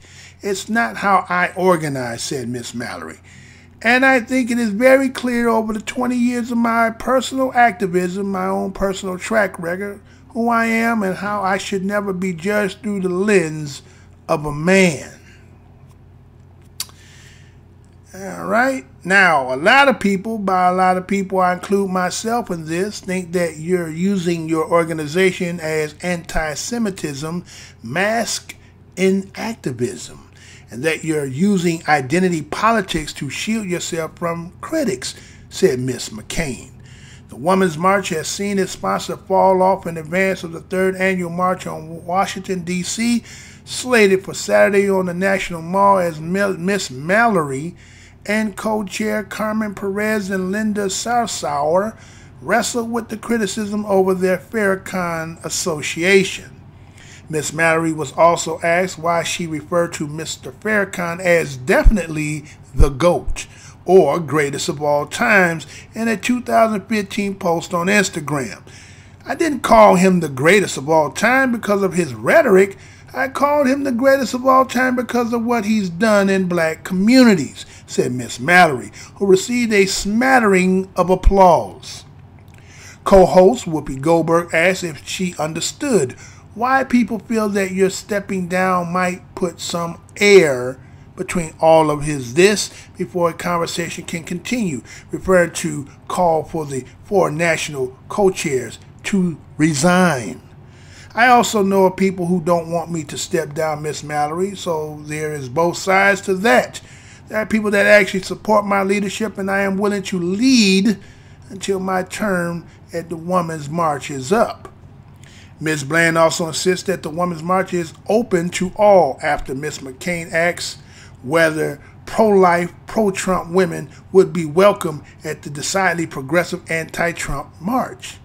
"We condemn any statement of hate, and we've actually been working so hard over the last 2 years to fight this type of hate over and over again. And Ms. Bland, we're committed to repairing any harm because we understand that the Jewish community is feeling hurt right now." Okay. So, Mallory getting grilled because she won't take the stance to refuse either her association, fraternization, maybe she part of the Nation of Islam, or because of the statement she made back in 2015 saying he was the greatest and due to his activism and work that they want him to be denounced out of her mouth. I kind of remind when Obama, right? Remember that whole thing with Obama too, had to denounce Jeremiah Wright as well and all that other stuff, right? But I've never seen in the years of my life seen a white person had to denounce anybody of their affiliation, whether right or wrong, right? But when it comes to our people, we always got to make the stance. Now again, it's funny, right? Again, we understand that a particular segment of society has problems with the things that come out of the Minister Louis Farrakhan's mouth, right? Now, again, I guess it can be debated whether those people will say that what he say are false versus that what he present that those believing say are true. And again, she's saying, well, I don't control what comes out of his mouth, right? I don't control what comes out of his mouth. And I said, I don't agree with everything that come out of his mouth. What more you want me to do? We want you to condemn him. We want you to condemn him. Now again, she's standing fast on her square. Like I done already said, kind of like sound the Kevin Hart situation, right? He said, I done already said what I did, but why y'all still pushing the issue? No, because we want that on your record. So they said, well, since you won't do that, why don't you and those step down? Because again, we kind of believe that you're hiding your anti-Semitism in activism. Ain't that a bitch? Ain't that something? Black people hide anti-Semitism, cloak it in activism. The pot calling the kettle black. Ain't that what that is? The pot calling the kettle black. So, really, when you look at everything, again, is a lot of shit masked? Is Democratic and Republican, is that mask? Is the agenda about certain shit of protect and serve, is that mask? Huh? You know what I'm saying? There's a lot of shit that seem to be masked, but they can't be, they don't denounce shit. They don't denounce anything. It is what it is. Take it or leave it alone. Matter of fact, go to another country, right? They'll tell you that shit with the quickness, right? And go to another goddamn country if you don't like it. So again, y'all always denounce some shit. And then they sitting there talking about all this women liberal. Oh, we're so, women in power and this and this and that. And, okay, you got the face of it as a black woman. Here is this woman, right? You have Tamika Mallory as the face. But all the agenda and all the ones who getting all the benefits won't be Tamika Mallory type people. Do I need to say that again? Now again, with all the stuff that done transpired over the last, 8, 10 years, where's these women lives coming out on all this shit? Huh? Where they been at? Where? Huh? Sound like an old, you got me, huh? Where they at though? T.I. too, where they at though? Where they be at though when situations be happening? Where's all this for women shit when you're going through your children and shit and all this shit going through a bedroom? Where's these white women all that in arms and wheelchair? Huh? Where they are arming out? They don't be there. Huh? But they want you to denounce some shit. So all this shit is hypocritical. So they use you for the candy fodder to make it look like equality, but then the truth of the matter is they kind of like using you to take all the damn bullets. So you the front man, huh? You take the bullets and then we'll pick up the flag and keep it going. Well, same thing like the LGBT, right? Well, okay, here we go. Here we go. You know I got to go there. I tried not to go there, not because I didn't, because again, there's a dilemma here. But the same thing with them, right? Because guess what happened? Y'all know what done took place, right? You know what the hell took place.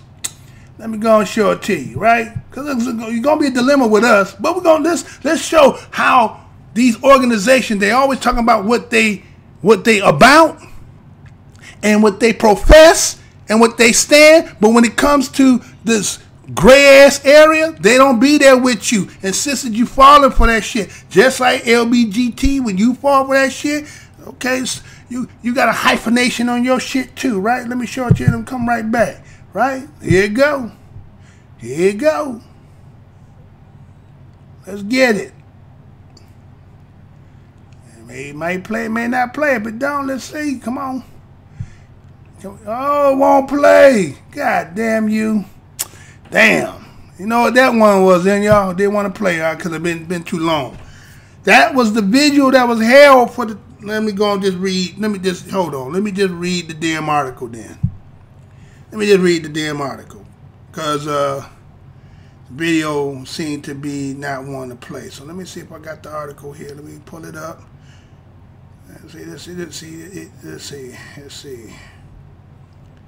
Let's see. Hold on one second, y'all. Hold on. Is that up here? Oh, no, that's not it. That's not it. Where it's at? Come on. Where it's at? All right, so maybe it's over here. Let me see over here. Hold on 1 second, y'all. Got it coming. Because that's what I'm saying. They always do that, and they try to make it seem like, oh, the organization isn't about, it's not about color. It's all about the agenda that we're talking about. Really? All right, there we go. Here it go. Let me pull it up, and here we go. Second man found dead in the house of prominent Democratic donor. You know I'm going to say that again. Second man found dead in the house of prominent Democratic donor. This story was done January 11, 2019 in The Cut. This is how it reads.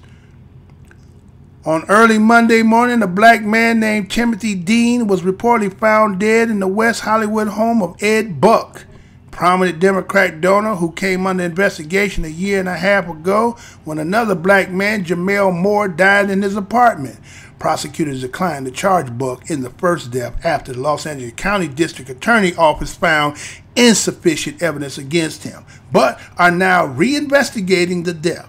While few details have been reported, Los Angeles activists have already organized protests demanding justice for the two men in front of Buck's home. They believe that the law enforcement failed to fully investigate Buck in 2017 because of his close ties to elected officials as well as differences in race and class. Below here, everything we know so far. What do we know what happened? According to the Los Angeles Times, Timothy Dean, 55, died in Buck's apartment on Laurel Avenue sometime between midnight and 2 a.m. Paramedics attempted to CPR on him, but he was declared dead on the scene. Per Buck's attorney, Seymour Dean was a fashion consultant and had been a friend of the Democratic donor for 25 years. While Amster has claimed that Dean ingested some type of substance, before arriving at Buck's apartment, Dean's roommate, Octavio Tade, told the New York Times that while Dean enjoyed a couple of drinks every now and then, he was skeptical of Amster's allegation. I personally never seen him using drugs and never seen him in a apparent state of alteration caused by any form of drugs. Today said, I consider this whole tragedy extremely controversial and I do hope the police department will dig into it. Though the official cause of death has not yet been reported, Los Angeles County Sheriff Lieutenant Derek Alford admitted to KTLA that the resemblance this case bores to the first incident of a man dying in Buck's apartment was eerie. It is suspicious that this has happened twice now, Alfred said. Per ABC News, the Los Angeles County Coroner Office is currently performing an autopsy to determine the official cause of death while homicide detectives investigate simultaneously. Who is Ed Buck? Buck, 63, 5, is a major political donor who gave $23,600 to various California races and causes through the June 2018, per campaign finance records. Most famously, he led a campaign to impeach Arizona Republican Governor Evan Meacham in 1987. What happened with the case involving Jamel Moore? In July of 2017, Jamel Moore, a 26-year-old black man who worked as an escort, was found dead in Buck's apartment from an accidental methamphetamine overdose, per coroner's report. At the time, Amster argued that Buck had nothing to do with the death, even though his apartment was reportedly covered in drug paraphernalia. This was a tragedy, but it is no excuse to accuse an innocent man of acts he did not do, Amster said. But a notebook found in Moore's possession suggests otherwise. According to the Times, which reviewed the journal, Moore wrote about using crystal meth, saying that Ed Buck is the one to thank. He gave me my first injection of crystal meth, the entry read. While the death was deemed an accident following news of the second man's death, law enforcement officials said Monday that they planned on conducting another review of Moore's case. Activists in the area say Buck has a history of preying on young black men and pressuring them into partaking in dangerous drug use. Jasmine Canick, a progressive Democrat who running for delegate in the 53rd Assembly District, has worked with Moore's family, told Cut in an email, for 2 years I have worked to bring forth witness after witness who told authorities about Ed Buck and how he uses internet to stalk and prey on young black men who are usually homeless, HIV positive, and often work as male escorts. The Cut reached out to comments from Amster, who had repeatedly denied these claims on Buck's behalf. As publication, he has not responded. Koenig places the blame on local law enforcement and government for what she sees as intentional inaction. The death of another young black man in the West Hollywood home of prominent Democratic donor Ed Buck is on the hands of the Los Angeles County Sheriff Department and District Attorney Jackie Lacey. She said, had Buck been arrested and prosecuted in the death of Gamel Moore, chances he would not have been around to solicit and prey on vulnerable young black gay men. How has public responded? On Monday evening, more than 100 people gathered outside Buck's West Hollywood to demand justice for Moore and the second man, as well as Buck's arrest. There, Koenig proclaimed that the district attorney office and sheriff office had blood on their hands for failing to hold Buck accountable. This was preventable, she said. We knew he hadn't stopped, that it was only a matter of time before this would happen again, and now it's only a matter of time before it happens a third time if he's not stopped. And that's the end of the article. Now, Mr. Bloody Mind, what are you talking about? You happy? You carefree? No. I'm trying to make a bridge here. Now, again, when we was talking about with Mallory, right? Now we're talking about the two young men that came up in Ed Buck's home. They came up. Now, again, those organizations, they under a different classification, right? The first one, right, with Mallory, right? What's her name again? Tamika Mallory, right? Tamika Mallory is a feminist. She's for women's lib. And again, I ain't got nothing against that. Women, get your thing. But again, your black man was right next to you. Whatever you going through, he going through too. Quit acting like it's that he got some power over you, like you wasn't in the bottom of the ship picking the damn cotton, all the shit. You say, well, he was getting raped. Well, he was getting it too. They were breaking bucks too. Shit, they ain't just that. It ain't like it's one is better than the other. We all was getting it. You understand? Now, the problem is, if you feminist first, then you black second. Well, guess what happens when you get in them situations? When y'all get in the call for one of some blacks. So when you're LGBT first, and then you're black second. This is why the outrage for them is not out there, is because why?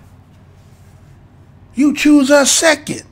And at that, what you put first, when y'all in trouble, where they be at? Where they be at? Huh? Where at though? Where they at though? Huh? Where they at though? Where they be at? They leave y'all high and dry, but when it comes to that whole mantra of the theme of what they about, oh, that's we women and we strong and we do. But when you come with your situation about your kids getting killed and all this stuff, and that, where they be at though? See, they'll tell you some shit because again, they only using you. You the bulletproof vest. You the motherfucker they strap up and go up and then go to the war and you take all the motherfucking hits and then when the shit no good, they just pour that off and get a new one. But they still moving. So the same thing with this community about what happened in the Ed Buck case. Where's the gay community at on that? See, because y'all black. See, you got a black on your feminist. You got a black on your gayness. Huh? See? You jump in over there with everybody else, but you put that first, but then when it comes down when you need them, you is down the back of the line. This ain't really about you. You just in it, and we can use it, and we can get what we getting out of it, and there's a little perk here and there, but this ain't about you. Kind of like that Constitution, right? People be using that black people, oh, the Constitution, yeah. Yeah, I remember that dude that was out there working for, that was out there going in the neighborhoods trying to work for it, and the police came. I told you. He said, well, I don't have to. You know, they still put their handcuff on his ass, didn't they? So the same thing here. Where they be at though? See, when you mix it up, when you put black second, because that's what they trying to tell Mallory. Denounce what that man talking about, and then shit, you already in the lead. We do everything. You get everything. But again, when they was cutting them checks, then I hear about that when they was cutting them damn checks, that y'all checks didn't get as much as the other people's checks. Say again, your woman, hyphenation. American means white woman. Black woman is black woman. Chinese woman is Chinese woman. Hispanic woman is Hispanic woman. American is American. It ain't you. But yet you keep playing that game as if like when they dish out, you gonna be there. It's kind of like when people tell us when we go back to Africa, we gonna jump over everybody who already been there. Like, nigga, we so far in the back of the goddamn land. I fight right here as a black American. Huh? I'm gonna tell you what Q say. You say Africa, I stare at you, because we ain't got it too good in America. Huh? I'm gonna tell it straight up like it is. It ain't that like we ain't got no love for over there. Shit, I fight right here. But see, that's the problem. Everybody who black, you do everything to get off that black card and go be somebody else other than dealing with what we got. As if what we ain't been through and what our people have done today, fights ain't need to be there. So it's so hard to be that. It's so oppressive to be that. And everybody don't like you. And you can't take the fact that people don't like you. So you get off. Huh? You get off of it. You try to find some other way to be somebody else. Shit. What homies say?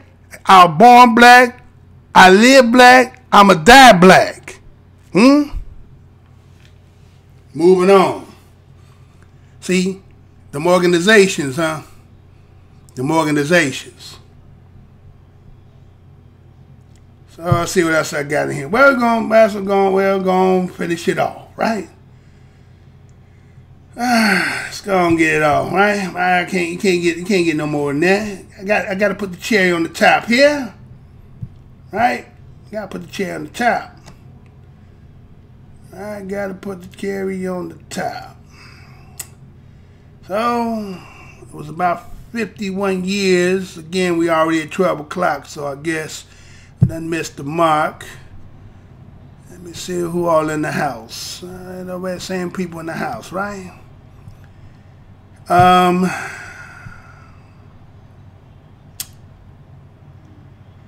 About 51 years ago, this is what we heard, right? This is what was said.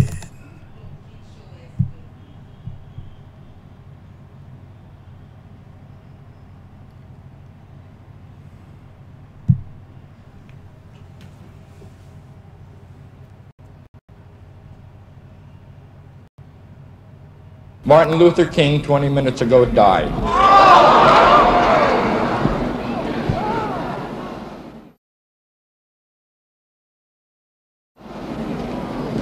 I would like to take this opportunity to ask Reverend John Genzel, who is the jazz minister, to lead all of us in prayer for Martin Luther King and the future of all civil rights movements. Would you please rise? Some very sad news for all of you, and I think sad news for all of our fellow citizens and people who love peace all over the world. And that is that Martin Luther King was shot and was killed tonight in Memphis. America is shocked and saddened by the brutal slaying tonight of Dr. Martin Luther King. I ask every citizen to reject the blind violence that has struck Dr. King, who lived by nonviolence. I pray that his family can find comfort in the memory of all he tried to do for the land he loved so well. Direct from our newsroom in Washington, in color, this is the CBS Evening News with Walter Cronkite and Russ Hodge in Memphis, Tennessee, Dan Rather in New York, Bernard Kalb in Saigon, Marvin Kalb in Wellington, New Zealand, and Bert Quint in Quezon, South Vietnam. Good evening. Dr. Martin Luther King, the apostle of nonviolence in the civil rights movement, has been shot to death in Memphis, Tennessee. Police have issued an all-points bulletin for a well-dressed young white man seen running from the scene. Officers also reportedly chased and fired on a radio-equipped car containing 2 white men. Dr. King was standing on the balcony of a second-floor hotel room tonight when, according to a companion, a shot was fired from across the street. In the friend's words, the bullet exploded in his face. Police, who have been keeping a close watch over the Nobel Peace Prize winner because of Memphis' turbulent racial situation, were on the scene almost immediately. They rushed the 39-year-old Negro leader to a hospital where he died of a bullet wound in the neck. Police said they found a high-powered hunting rifle about a block from the hotel, but it was not immediately identified as the murder weapon. Mayor Henry Loeb has reinstated the dusk-to-dawn curfew he imposed on the city last week when a march led by Dr. King erupted in violence. Governor Buford Ellington has called out 4,000 National Guardsmen. And police report that the murder has touched off sporadic acts of violence in a Negro section of the city. In a nationwide television address, President Johnson expressed the nation's shock. America is shocked and saddened by the brutal slaying tonight of Dr. Martin Luther King. I ask every citizen to reject the blind violence that has struck Dr. King, who lived by nonviolence. Dr. King had returned to Memphis only yesterday, determined to prove that he could lead a peaceful mass march in support of striking sanitation workers, most of whom are Negroes. Dr. King had this to say last night about the situation in Memphis.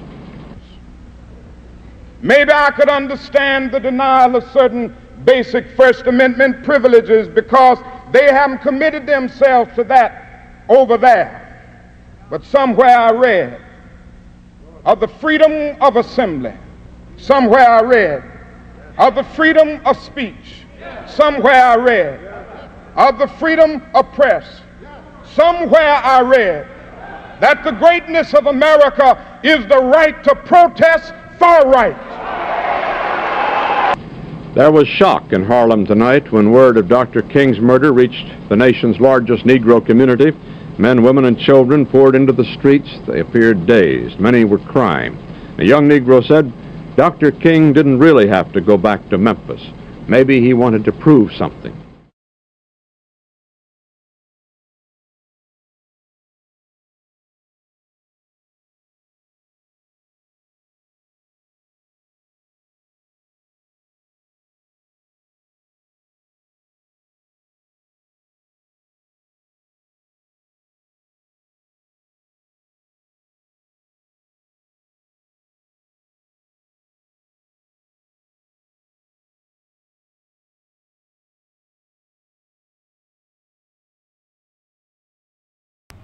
Working hard behind the scene, ain't you, huh? Doing everything that came up and doing it, huh? That's what the elders said, that's what the ancestors said, right? April 4th, 1968, right? But today is not what this is about. This is actually his birthday, right? So when we look at some of the things, again, if you've been here at the beginning of the show, you've seen at the beginning it talked about. It's saying that Martin Luther King was talking about the philosophy to go all out, right? And it was us legally and for nonviolence, right? He was talking about the legality of fighting against a system that made everything that it was doing, it was legally, right? And they were fighting against that to try to change that to make things better from a legal standpoint, because he believed that physically, he said, well, at that particular time, he said, well, it's only 12%, 11%. And they said it would not be practical to be physically in that kind of war. So he said nonviolence had to be practical because, again, of the situation. And the boundaries of legal segregation what made them feel like they were being humiliated, feeling like wasn't a man, right? And they say, well, it seems like that the people that you were representing at that particular time, because of the church, it seemed it was like older folks, right? So, you know, because of the bus boycott and all that, but that was the people who were working and going forward. And so the young people that was doing, but again, they changed that up, right? And so he would ask some things that he said, well, I got some of my notes here, a little shouty here. It was talking about what does the Negro want to be in America? What does he want to be? Again, what does the white man want you to be acceptable? Oh, y'all, you're trying to get me off? Oh, you're trying to get me off, huh? You're DOS attacking me and all that, man. Come on, man. Go on about your long head, man. Go on about your long head. I see what you're doing over here. So it said installment plan, right? The justice, again, you do things in a way that you say that you're doing, but it's kind of like a installment plan that, again, you never want to fruition, right? And then said that of all the people that come to this land, that come from other countries, we the only people on here who have the history of being slaves in this land. And yet, everybody act as if like they don't understand why. Not all, but some are the way we are over the historical aspect of what we've been here. And that to tell the bootless man, tell the bootless man to pull himself up by the boot, because after 1863 to 65, when the so-called emancipation, he didn't have no boot. When all the land that was distributed to give to people for the homestead and all that, black folks didn't get none, due to the simple fact that he said that was part of the economical base, that he allowed those who came from other places to set up economic base.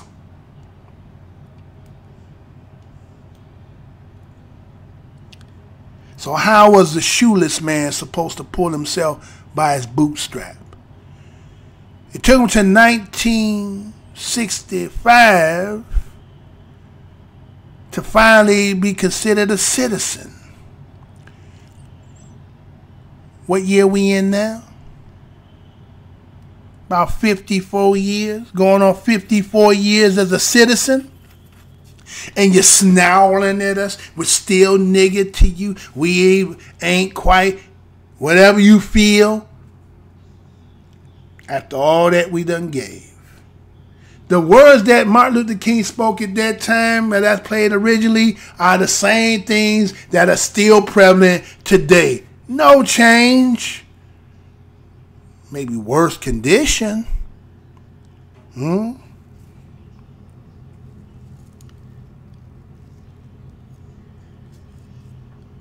He goes on and says the plan that he had at that time was 10 years, but he was changing. The white man said, well, what is it that the Negro want to be?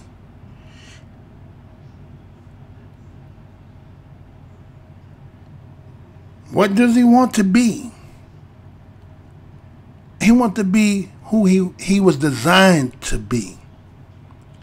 Not who you feel fit that's comfortable for you to be, or is comfortable for what you want, but what he was designed by that which create this to be. See, because no one walks in the shoes, as Martin Luther King said, as the Negro. So when you ask what does he want to be, well, it'll be hard for him to describe, to talk to you, because you can't walk in the shoes that I walk in. You can only perpetuate what you do and the benefit that you gain, but you do not understand coming from the perspective. It's kind of like, well, make me understand. There's no way for you to understand. Martin Luther King said we need a revolution of value. Of value. See, your word is not as good as what you say. You say one thing, but they talk about a bounce check. Write checks that your ass again. They'll say write checks your ass can't cash.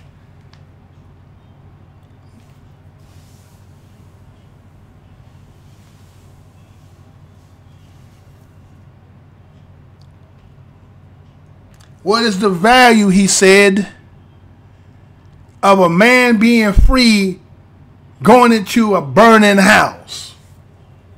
Say that again. You free a bootless man into a burning house, and what value does he have?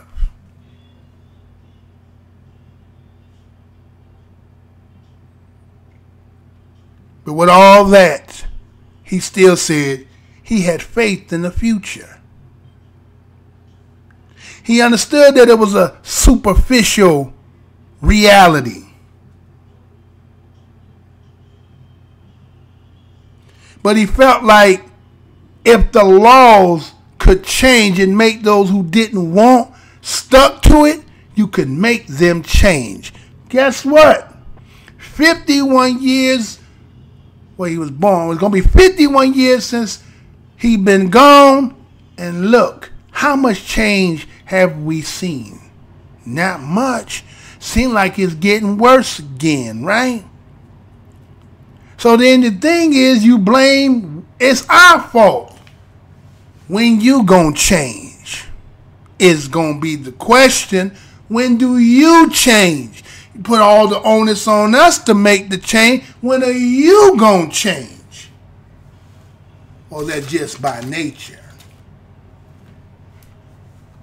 Well, last part before I get up out of here.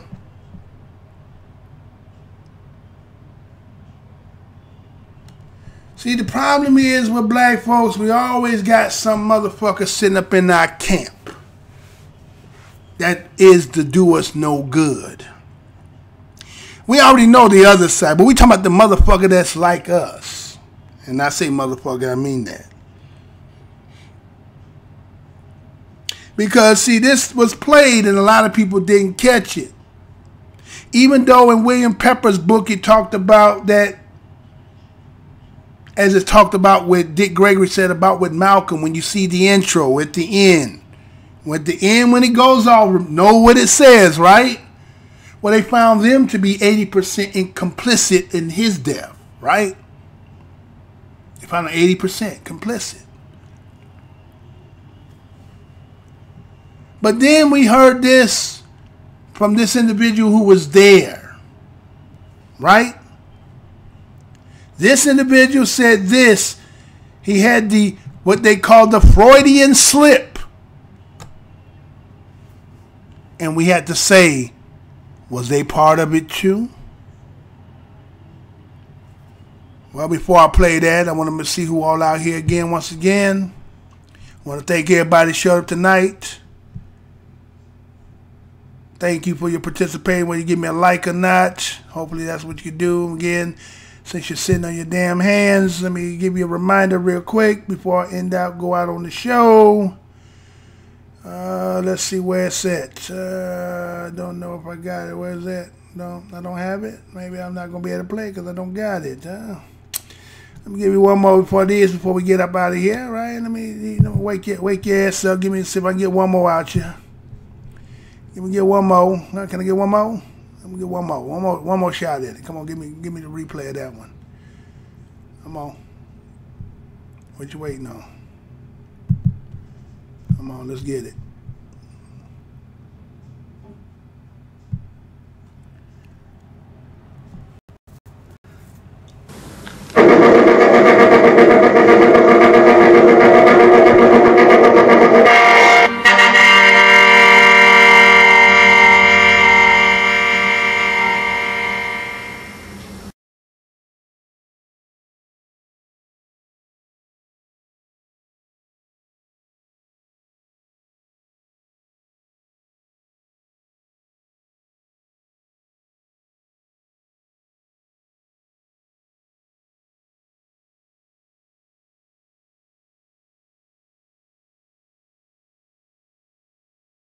But what you're fixing to witness now is the man who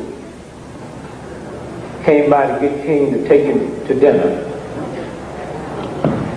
And 30 years later at a press conference, he slipped because God do baffle your mind sometimes. You look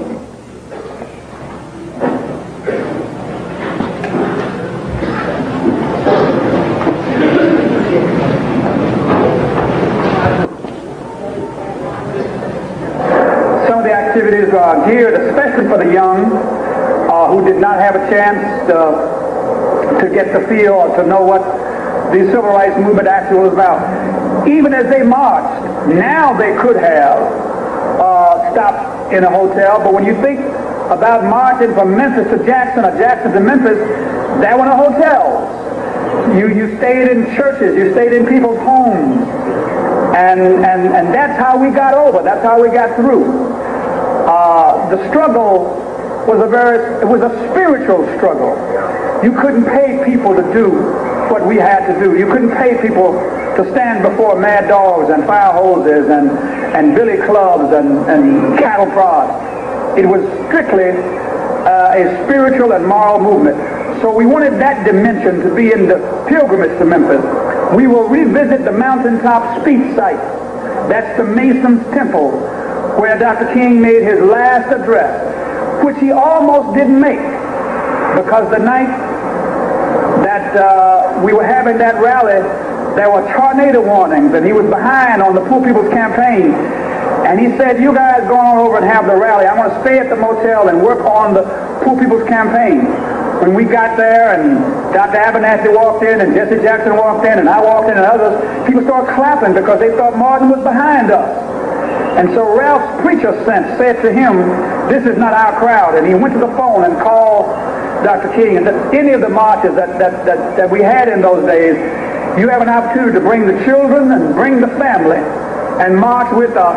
And when I finished sharing with them the last hour of Dr. King's life, a hurry, but that gave me the wonderful privilege of spending the last hour on earth. 3 preachers in a room, Abernathy, King, and Kyle. And we spent that last hour together in room 306 at the Lorraine Motel. The press is always curious, and writers, what went on? What did you talk about? I say, we just talk preacher talk. What preachers talk about when they get together? Y'all pay real attention and all to what you're fixing to hear now. About 5:45, we walked on the balcony, and he was talking to people in the courtyard. He stood here and I stood there. Only as I moved away, so we could have a clear shot, the shot rang out. Thank you. I turned around and then stood back on the balcony. Listen.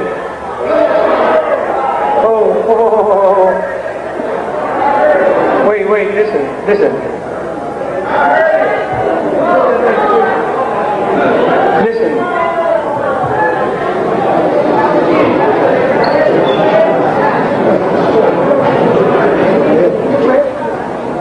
30 years later, his brother never realized he would slip and say that.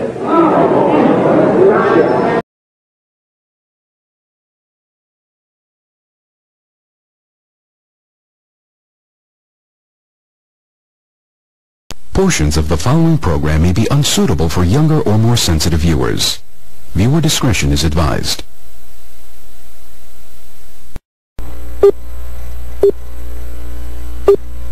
Remember, the enemy has only images and illusions, behind which he hides his true motives.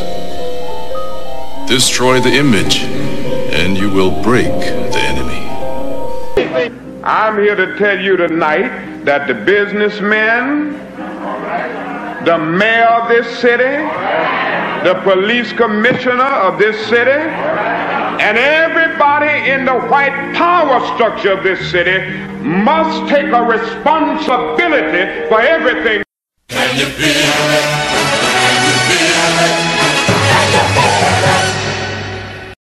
Luther and I and everyone in this arena tonight are unified by the same great American values. We're proud of our country. We respect our flag.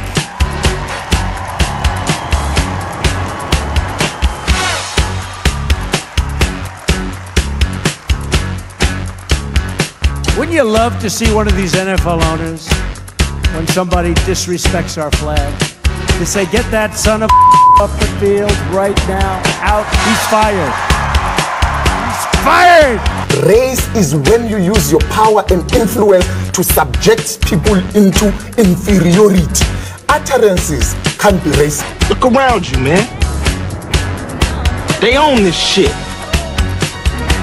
You on this couch you sitting on, them shoes you got on your feet, this building, this school, this country, you.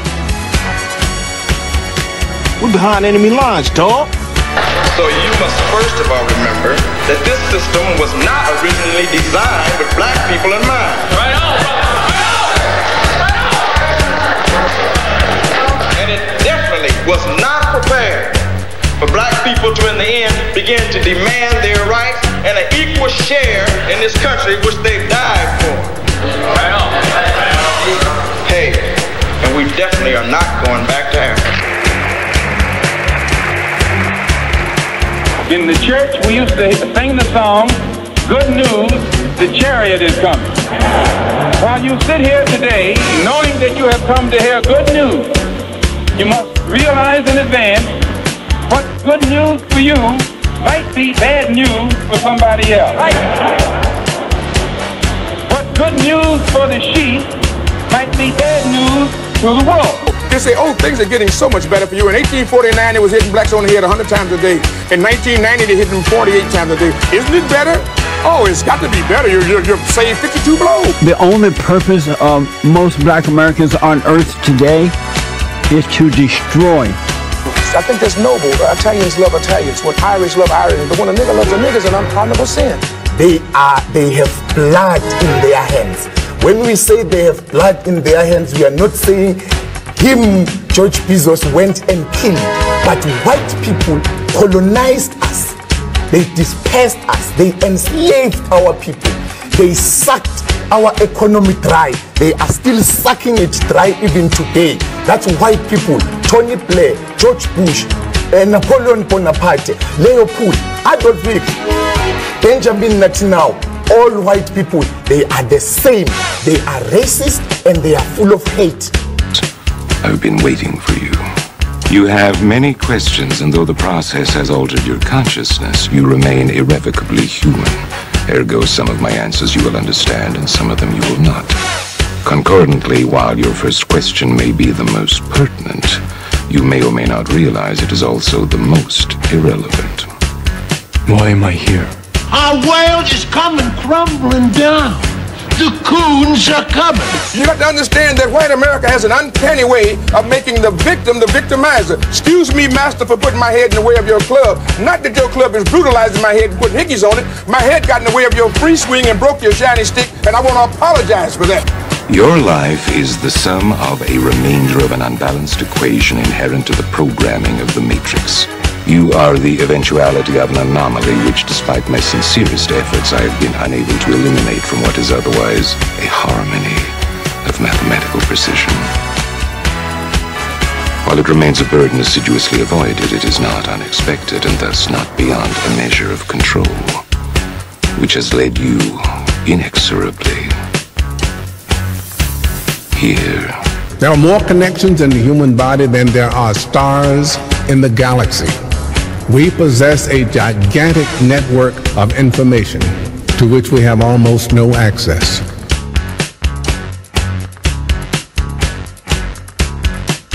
Matrix is older than you know. I prefer counting from the emergence of one integral anomaly to the emergence of the next, in which case this is the 6th version. 5 months before me. 3. There are only 2 possible explanations. There were 5 months before me. Either no one told me, or no one knows.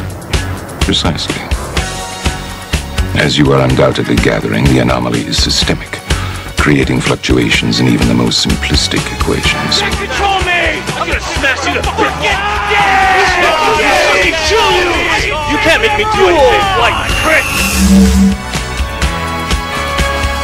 Choice. The problem is choice. Let us remember that we are not brutalized because we're Baptists. We're not brutalized because we're Methodists. We're not brutalized because we're Muslims. We're not brutalized because we're Catholics. We're brutalized because we are black people in America. Because white people made him to be what he is. They made him to look evil, because that's their role, to make all of us black people to look evil. and to hate ourselves. I can't hate. You're a nigga till you die. If you're a poor nigga, you're a poor nigga. If you're a rich nigga, you're a rich nigga. But you never stop being a nigga. And if you get to be educated, you're just an educated nigga. I'm told every day I'm on air that I'm racist because I call out racism. That is maddening to me, and I'm crying about it because it's crazy. So the Honorable Elijah Muhammad is teaching you and I and trying to tell the white man to get this powder keg out of his house. Let the black man separate from his house. Let the black man have his own house. Let the black man have his own land and his own property. I thought the bitch was white! Damn it! I thought the bitch was white! That's true. I think that white people are so guilty, knowing what they've done to black people, that they feel if the deeds were reversed, they would hate the black man if he had done the same thing to them.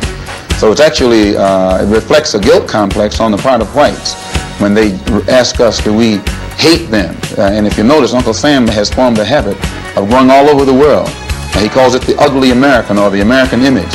He thinks that everybody hates him because it's a guilt complex. And if you think that if you are worried about Europeans hating you, and they're your allies and your cousins, well, naturally it would follow for you to think that Negroes in this country would hate you, especially in light of what has been done to black people in this country by white people. Now, check it out. The white ball dominates everything, right? Knocks the shit out the yellow ball, the red ball, right? And the game's over when the white ball drives the black ball completely off the table. But you have to see that all of this is hypocrisy. I love Malcolm. Malcolm called me the Sunday that he died. I was working Basin Street East. He said, Brother Greg, you coming by today? And I said, Malcolm, I love you. And I said, I love you so much, I don't even want to take a chance to be there. He said, what do you mean, Brother Greg? I said, well, I close tonight, Sunday night at Basin Street East. And I said, but I had my wife book me a flight into Chicago at 8 o'clock this morning. And I'm going to Chicago, and I had way beneath my salary, booked me into a college about 10 miles from the airport. And I'm going to go there and speak this afternoon, and I'm going to stay there until they tell me you dead. Because I'm not going to let this government get two of us for the price of one. And I'm going to call Adam Clayton Powell when I finish talking to you and beg him not to come there. Because today, the United States government is going to get you.